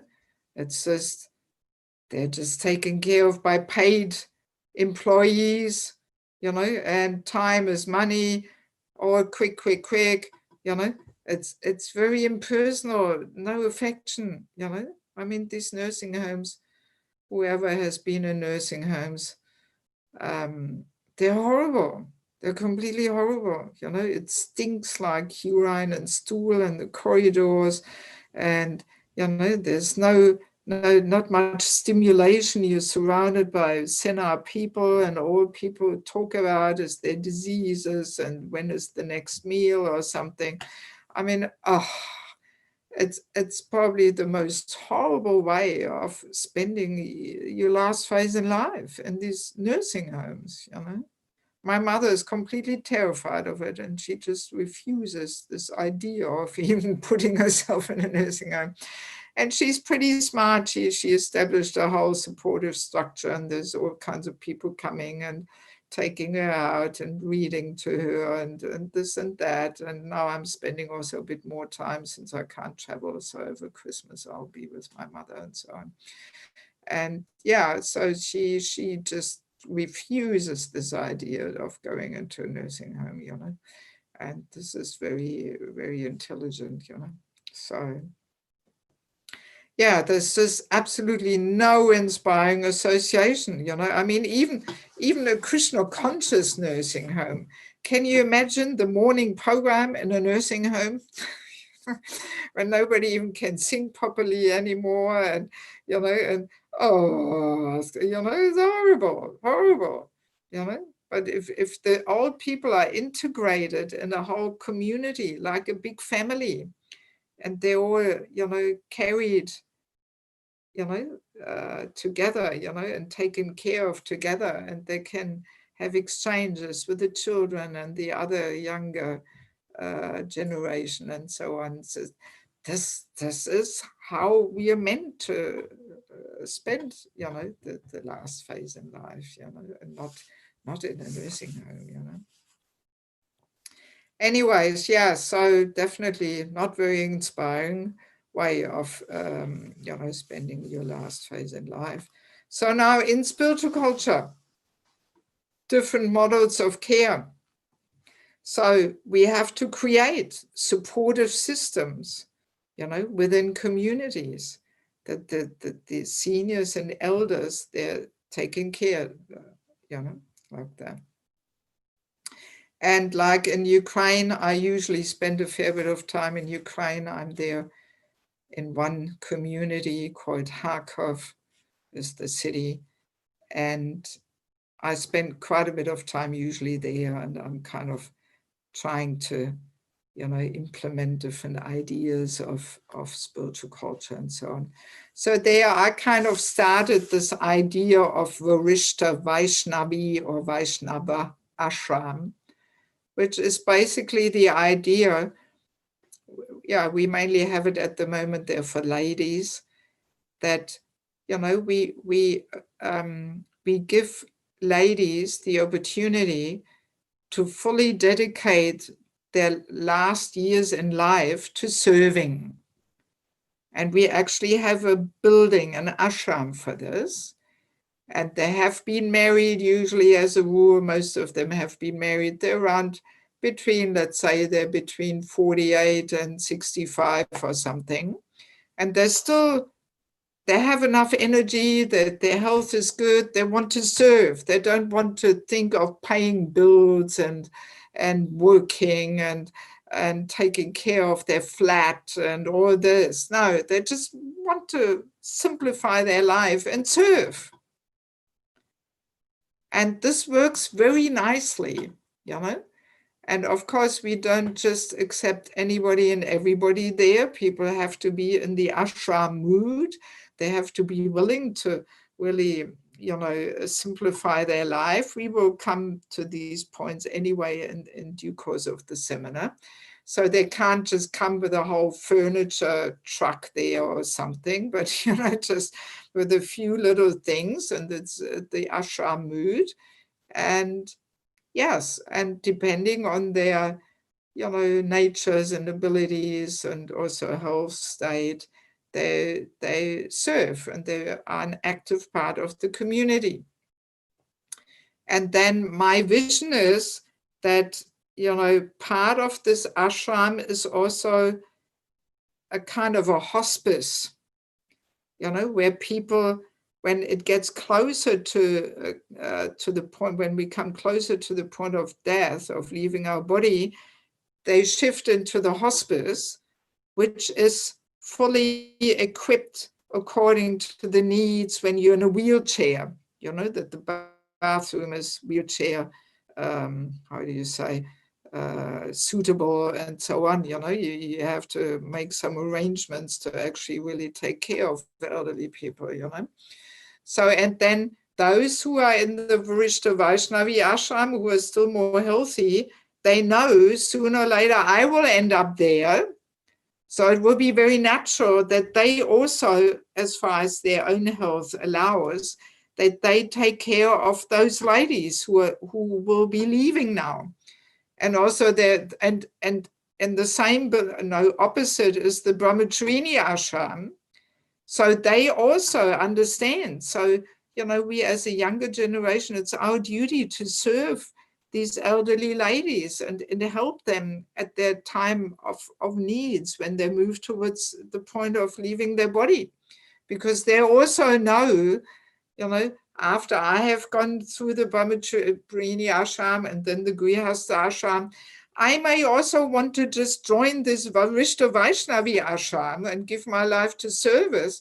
So then I will also need the help of Brahmacharinis and the younger folks, you know. And then the Grihasthas are also there. They also serve and support, you know, and they're meant to also financially support. So in this way, you know, I'm trying to create a model there where all ashrams do their duties and serve each other. And this is the perfect system for devotee care, actually. You know, spiritual culture is the perfect system for devotee care. I was part for some years in this GBC strategic planning devotee care committee. And yeah, and I clearly realized actually if we just, you know, do our duties, if all the ashrams do their duties, then we have a perfect system of devotee care. Krishna is giving it all. We don't have to reinvent the wheel here or something and come up with new ideas. No, it's all there. It's all there. So I can very nicely envision, you know, how all these ashrams can support each other and do their duties towards each other. And it can be a very nice model, you know, how civilized human life should be lived, you know. Yes. So this is this whole idea of Varishta Vaishnavi ashram, you know. And we have this plan to also start the same thing for the men. In fact, when I meet devotees who are around 50, 55, especially when they're alone, when they don't have husband, children, or whatever, I always advise them, you look for a community where you want to leave your body one day and serve while you are healthy and while you have energy. Make yourself dear to the devotees. Serve. And then you will get the care. Very clear, you know. But if we remain aloof and independent and do our own thing, and only every now and again we turn up at the temple, we do something, well, we can't say then, so now I'm a senior devotee, you know, somebody has to care for me. No, care is based on relationship. We have to be an active part of an active community. We have to contribute, we have to serve. So then the devotees will feel so indebted to us. They will want to care. They will want. And then we will get that support, because let's be clear, we do need Vaishnava association all our life, and especially in this very last phase when we're actually preparing for death, we need the devotees to chant for us, to help us, to focus, and you know. So yeah, and in order to receive that, we have to be an active part of an active community. And yeah, I always recommend this. Look for a community where you want to leave your body one day and serve while you can. Don't look for a community when you're an invalid. Then people, oh, well, no, sorry, we can't accept that responsibility, you know, because the relationships are not there, you know. But if we serve while we are still in good health, And I mean, I'm 62 now, I still can do so many things, you know, so when you're 50, 55, you as a rule, you can still do quite a lot of things, you know, so if we then serve even more than during Grihastha life, because then we should have the time and energy. We will discuss today, tomorrow, and on Wednesday.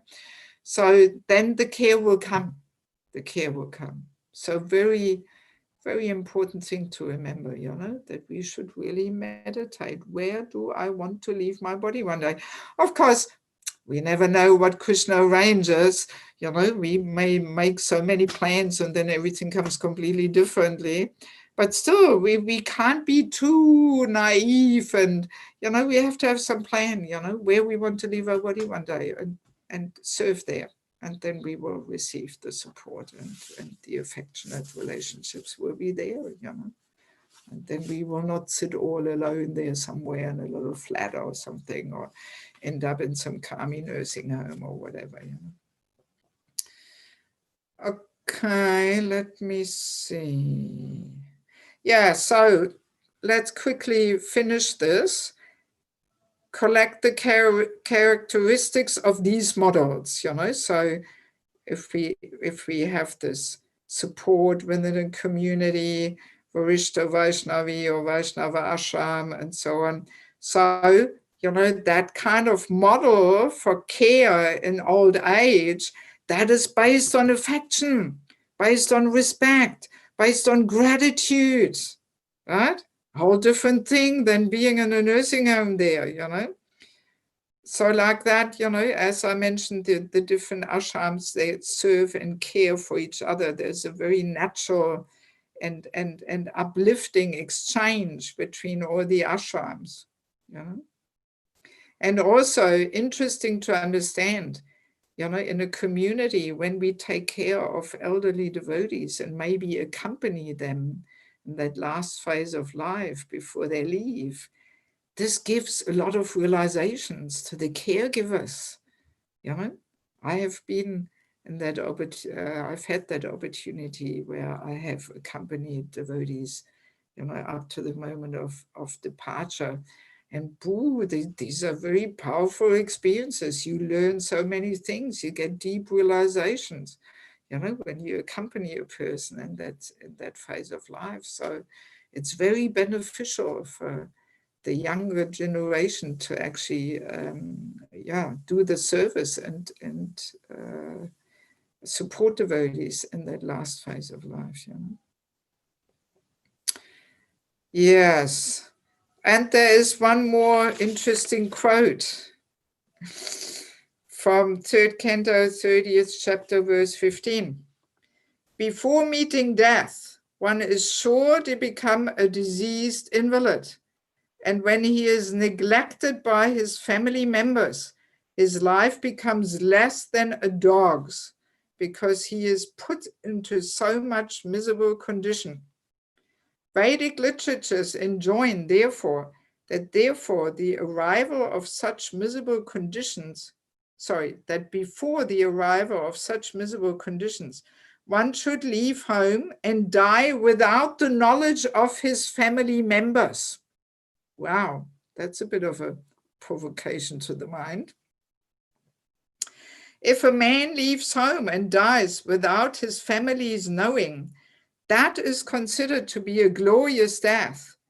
But an attached family man wants his family members to carry him in a great procession even after his death. And although he will not be able to see how the procession goes, he still desires that his body be taken gorgeously in procession. Prabhupada's sense of humor. Thus, he is happy without even knowing where he has to go when he leaves his body for the next life. Yeah, so Prabhupada very nicely, you know,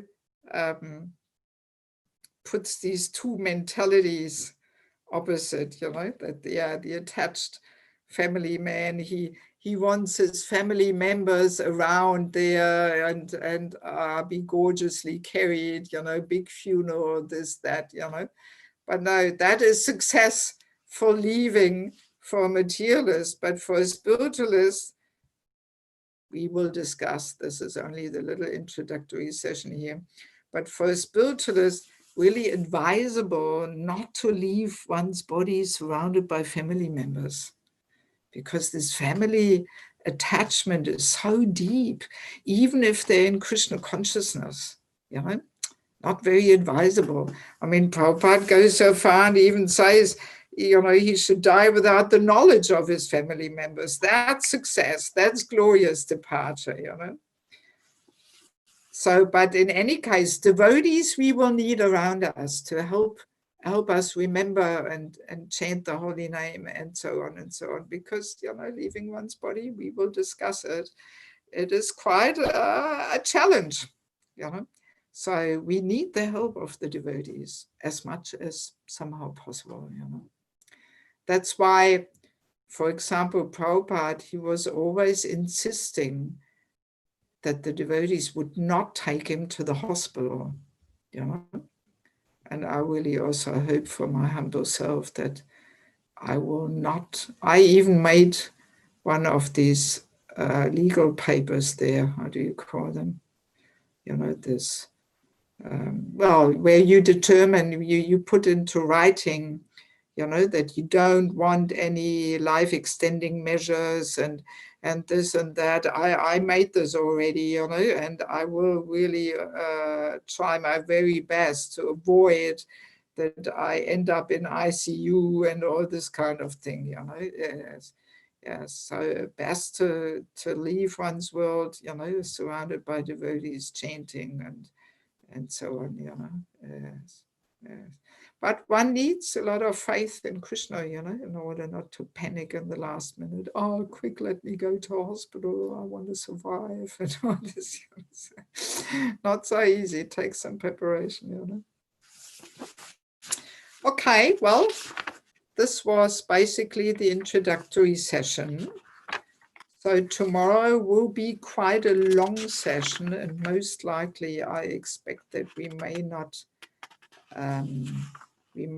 make it all, but never mind. Even if we don't manage the whole session, then we will continue on Wednesday, where we leave off tomorrow afternoon or evening. So let me see if there is a final concluding question on what we have discussed so far, because really, as I said, this is just the introduction. There's so many more things to come, and they are pretty interesting. So I hope you will stay with us and really join the whole discussion. So let me see. Yes, we have one hand up here.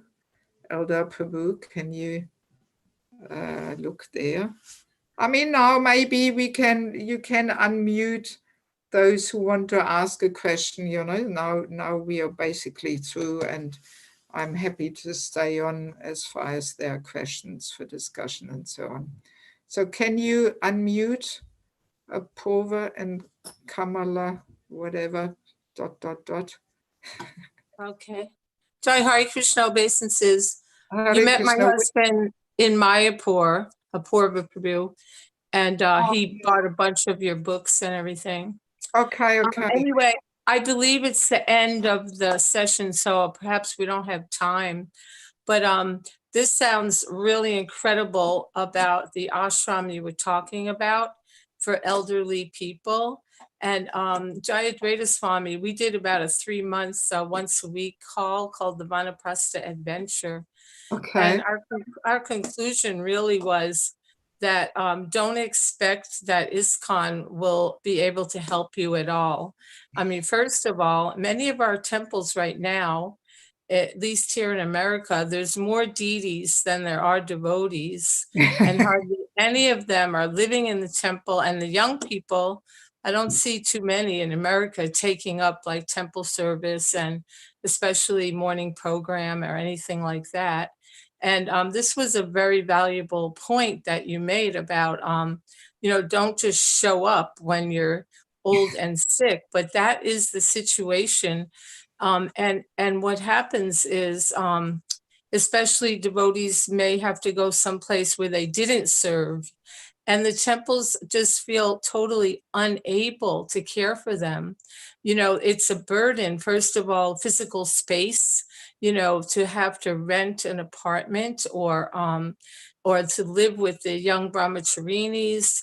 It's and then when one is old and invalid, perhaps, you know, they can't render much service, and a lot of service is needed. And so temples feel a great burden and feel unable to care, and actually are refusing.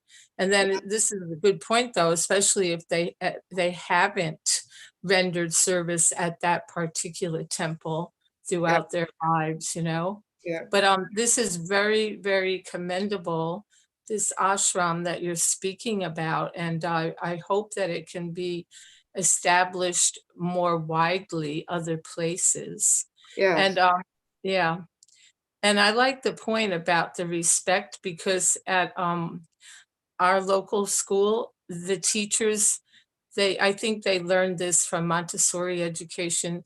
They call the You're in children. Alachua, right?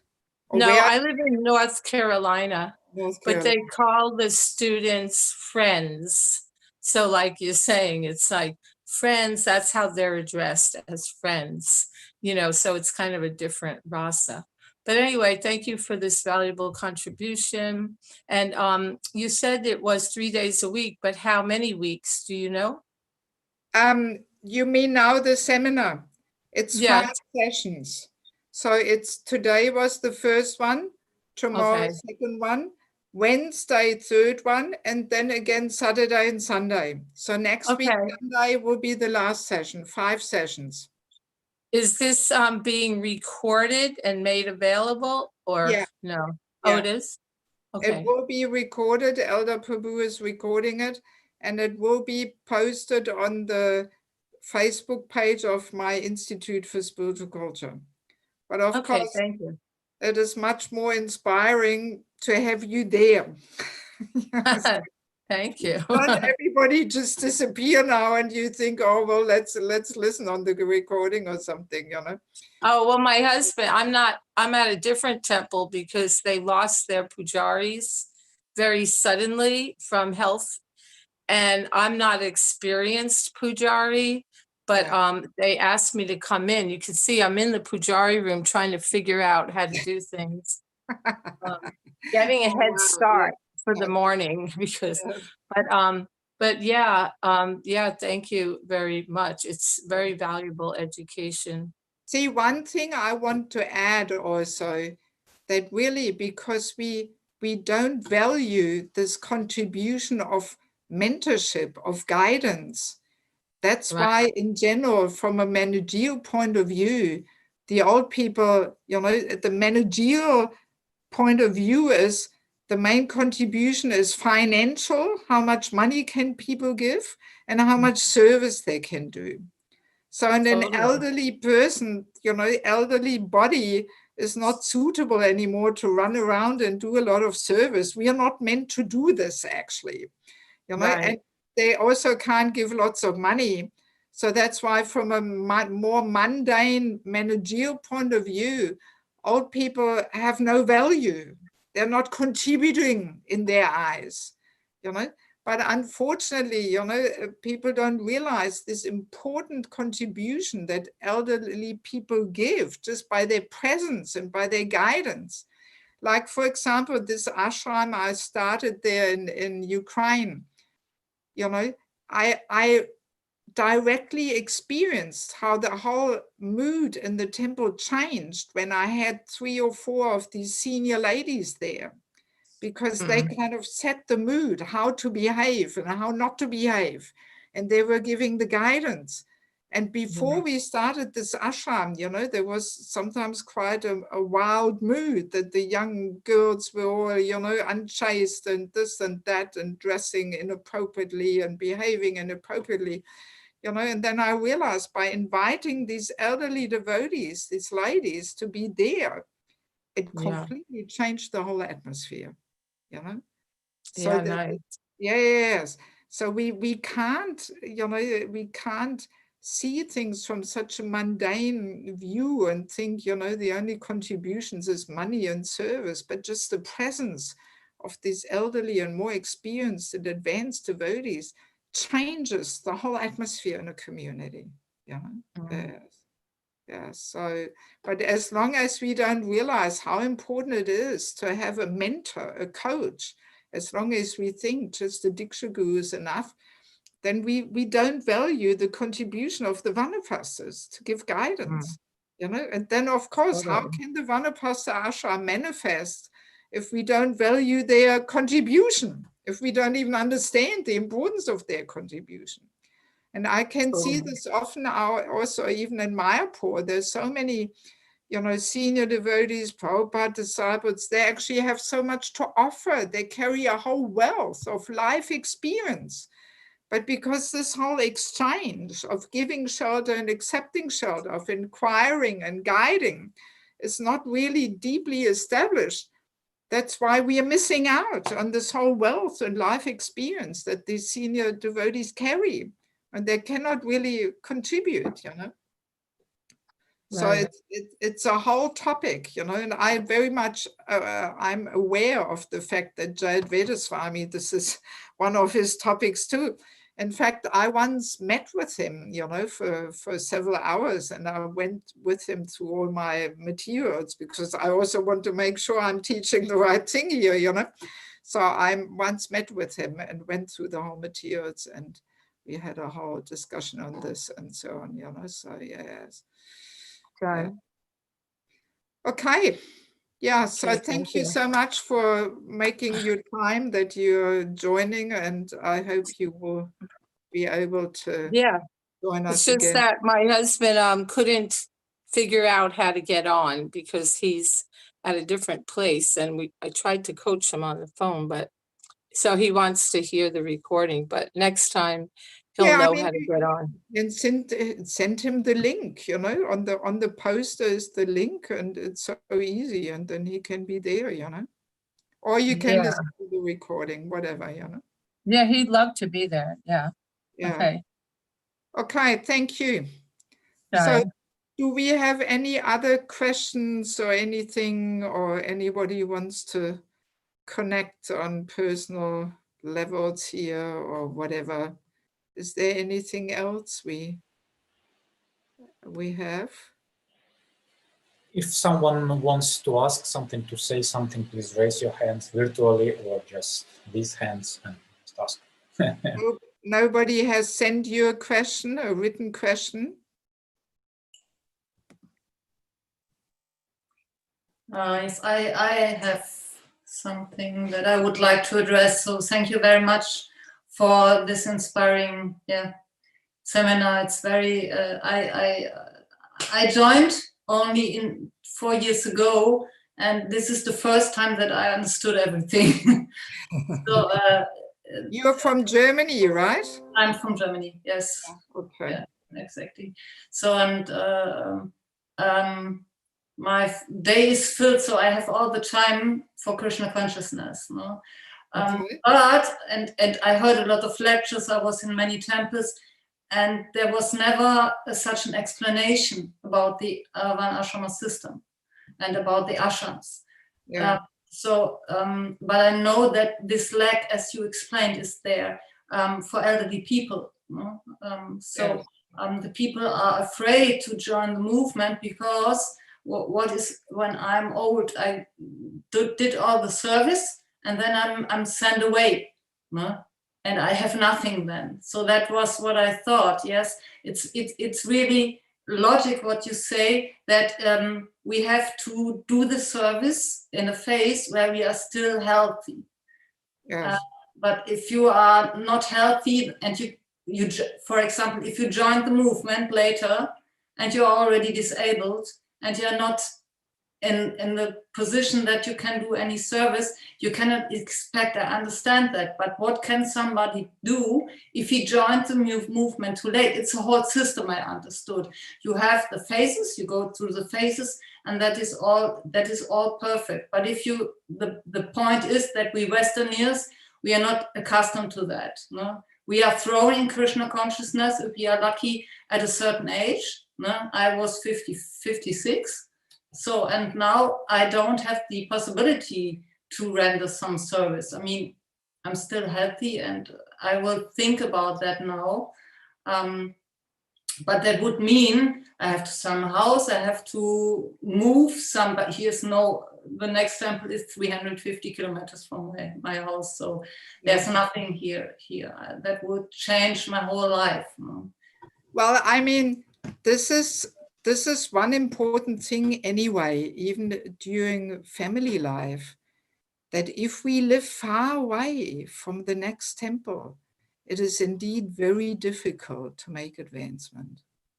I just recently experienced this because I was for 3.5 weeks at my mother's place. I was longer there than planned because here in Simachalam, the corona came, and everybody was sick. So I had to stay longer at my mother's place. And it was almost the first time in my whole 35 years of Krishna consciousness that for 3.5 weeks, I was not with devotees, And I realized, because all the other years, I've always been with devotees, even during my 10 years of married life, we were always in the temple or next to the temple, and every day we were serving and preaching and doing so many things. And I just started realizing what a different kind of lifestyle it is when you just sit in your home and you do your sadhana and you do your thing and you just listen to lecture over internet. And I mean, it's no comparison, to actually being really an active part of an active community, because our philosophy is to serve the devotees. This is one of the main secrets of success. So if we want to serve the devotees, we have to be near devotees, And there's so much purification taking place in associating. I experienced this here. Now I've been in Simachalam for the last 5 months or something. I was also traveling in between in summer and so on. But there's so much intense purification going on when you actually live with people, because every day you have to adjust, you have to be humble, you have to tolerate, and this and that. I mean, my God, this is intense purification.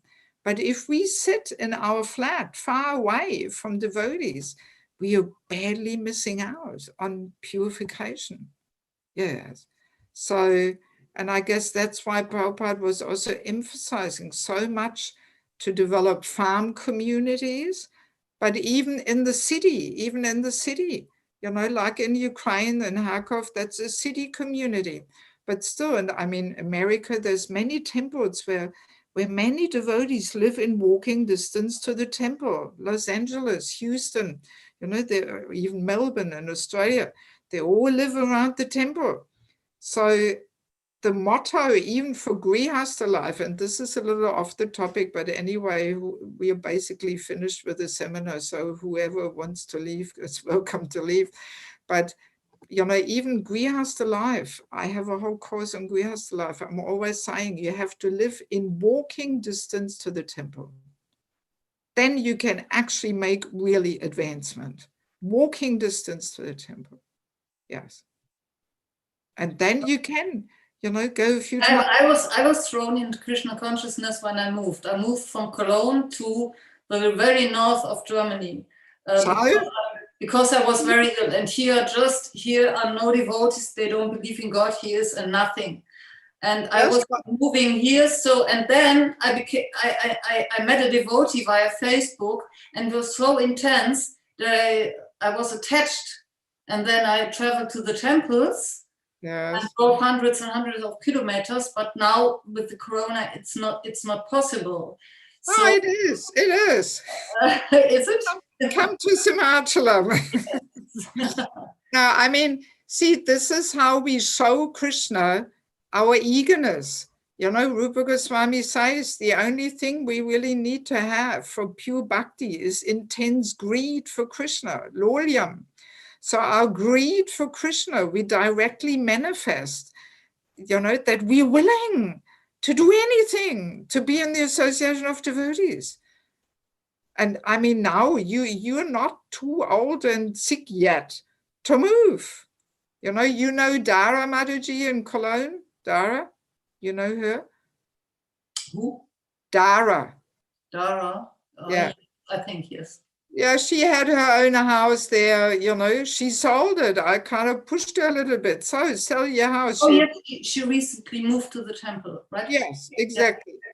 So her son is grown up, and I said to her, what do you want to sit there in your house? Just get rid of it, move to the temple. So then she took a flat near the temple, and then her husband left her body a few months ago, and now she gave up that flat, moved in the temple. So this is the thing to do if we're really keen, to make this life our last life. We have to be willing to adjust our life, And all right, we don't have to live in the temple, but at least near the temple, near the temple. Yes. So, we have nice communities here in Germany, Golokadam, Simachalam, there's villages, you can live near the temple, and then you can come very regularly. You can be an active and contributing part of a community, and then you will get that support in your old age. But if you sit there hundreds of kilometers away, my God, I highly advise you to adjust your life and take some association with the devotees. Mold your life in such a way that you can be in association. And I can only tell you, Simachalam, I really like it here. Yes. All these years, I was only here for the Shiga Chaturdasi, for the festival. It's a big event here in Germany, 500 people come from all the neighboring countries. And so far, I was always, every year only, I was coming here for Nishinga Chaturdasi because they have big, beautiful Nishingadev Didi, and it's a whole 3-4 day event, what they all do with Lord Nishingadev. And wow, it's amazing. So, and somehow by Krishna's arrangement, I ended up here in this lockdown, So, and I'm so grateful for this because it's a wonderful community with so many potentials. And yeah, I can imagine to maybe leave my body here one day, I wouldn't exclude it, yes. So, yeah, I mean, you have to be willing to change your life. And you will see in the seminar, we will discuss a few topics which will lead to this. I don't want to jump ahead now, it will all come. But yeah, please think about it, But let me see if anybody else wants to share, say something, any comments, any questions. Anybody who wants to simply personally say Hari Bol or something or whatever.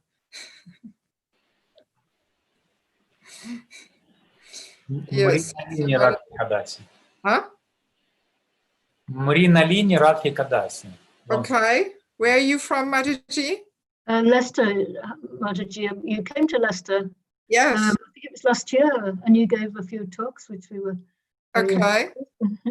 I just wanted to say thank you, really. Very nice talk, class. Okay. It's given me lots of things to think about. Do live near a temple now. Yeah, so how are things in Leicester? We're keeping going on the Zoom, and the devotees are managing to keep up quite a lot of different services. Are you able to have programs? Is there Sunday? Yes, we have it. We have Sunday programs. We have festival programs. We have different ones. We had all the way through Kartik. We had a program every evening. Okay. Janaki's here. Even now, you're not in lockdown? We're in lockdown, yes, but it's just on the Zoom. The temple was going to open in Kartik for darshan. Okay. But then there was another lockdown. So in Leicester, we had an extra lockdown. Okay. So now there's no real temple programs happening. It's all online, is it? It's all online, yes. Okay.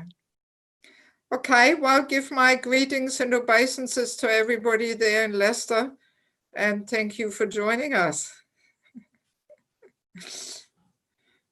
Anybody else? I'm sorry, I unmuted Mataji because she wrote that she was in Krishna consciousness 28 years before she got initiated and finally moved and no looking back. Wasn't easy, but she would say go for it and just go for it. So just move to the devotees. This is this is what I wanted to handle. Hare Krishna. I thought that was a private message actually, but it doesn't matter. I don't mind. Yes. Okay, good. Yeah, I mean, we have to have the courage to make some changes in our life while we still have energy. You know, we cannot be complacent and think, oh, you know, I have to move and I'm so cozy here. And no. We have to show our greed for Krishna and the devotees. Yes, we have to be willing to make some changes, you know, definitely. Okay, anything else? Anybody else wants to share something, say something? Mataji Satya. Yes. Hare Krishna, Mother Vivaki, please. Hare Krishna, nice to see you here. Yeah, thank you very much. I am happy I managed to make the time.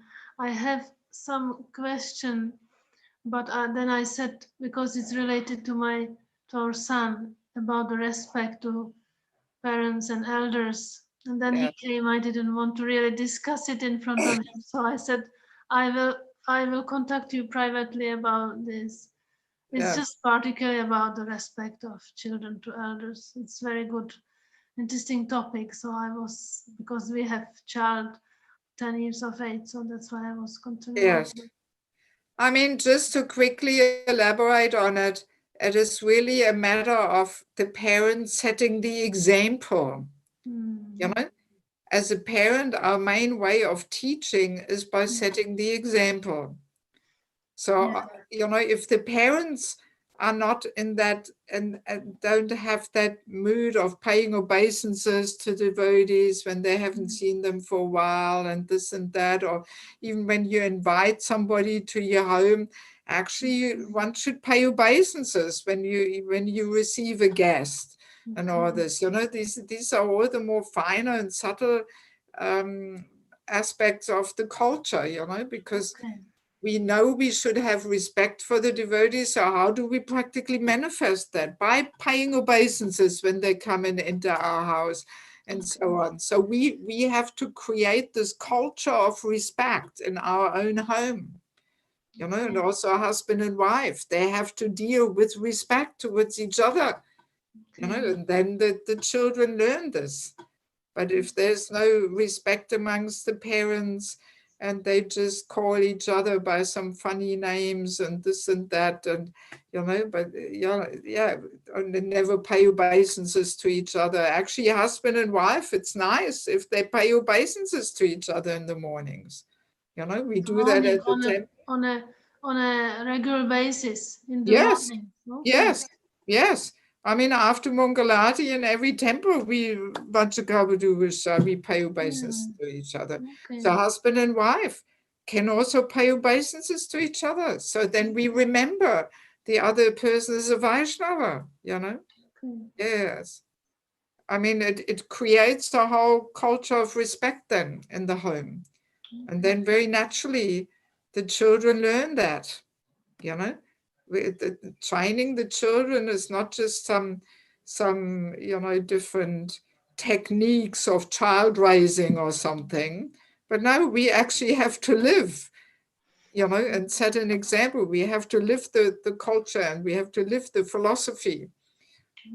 And then the child grows in that mood and atmosphere and imbibes that, you know. Anyway, it's part of the kids' course. Thank you very much. I appreciate all.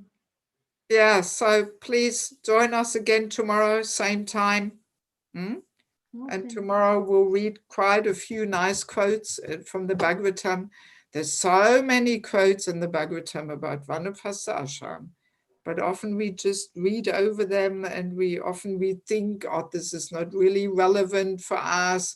You know, we have these ideas of Vanaprastha means living in the forest and this cannot be done anyway, you know, but no, we have to extract the underlying principles of forest life and we can apply them in our life, no matter where we live, even if we live in New York or LA or Hamburg or whatever it may be.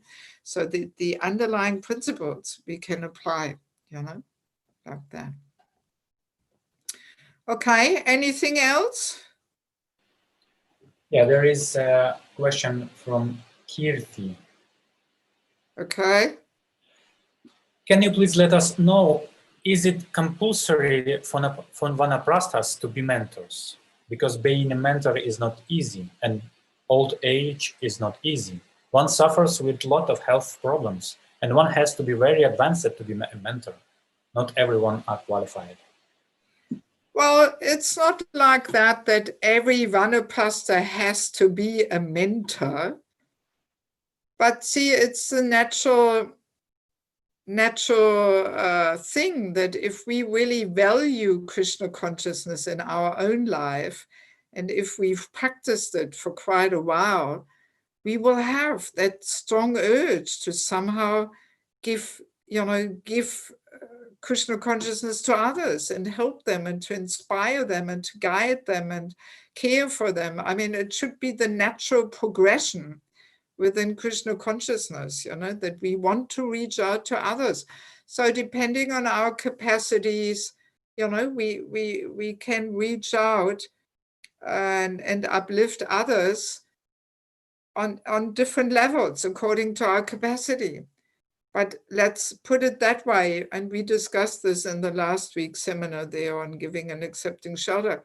If this does not take place, that we don't come to the stage where we have some genuine interest in how other devotees are doing in their spiritual life, then we remain kanishta. Then we only worry about ourselves, you know, and that is kanishta adhikari, you know. So if we want to get to madhyam, you know, then we have to, you know, come to this point where we have some genuine interest in other devotees' spiritual growth and development, and we somehow want to care for them and share our life experience. And depending on our capacities, this can be in a very small circle, you know, of just a few devotees and, you know, who are around us, who we guide or we try and care and reach out to them. Or, you know, if our capacity is stronger, then we can, you know, expand that care to more devotees. So depending on our capacities, this manifests on different levels. But, you know, that spirit of wanting to share with others and uplift others and guide them and help them to keep on track,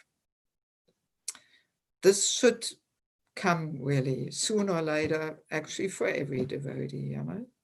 Even though we may not be officially, we may not carry the rubber stamp there of I am a mentor or something, but nevertheless, there can be that caring spirit and that we reach out and we share whatever little we can share, you know, and we have some concern for other devotees' spiritual development. So that should be there for everyone, you know. Okay, so looks like everybody asked and said what they would like to ask and say.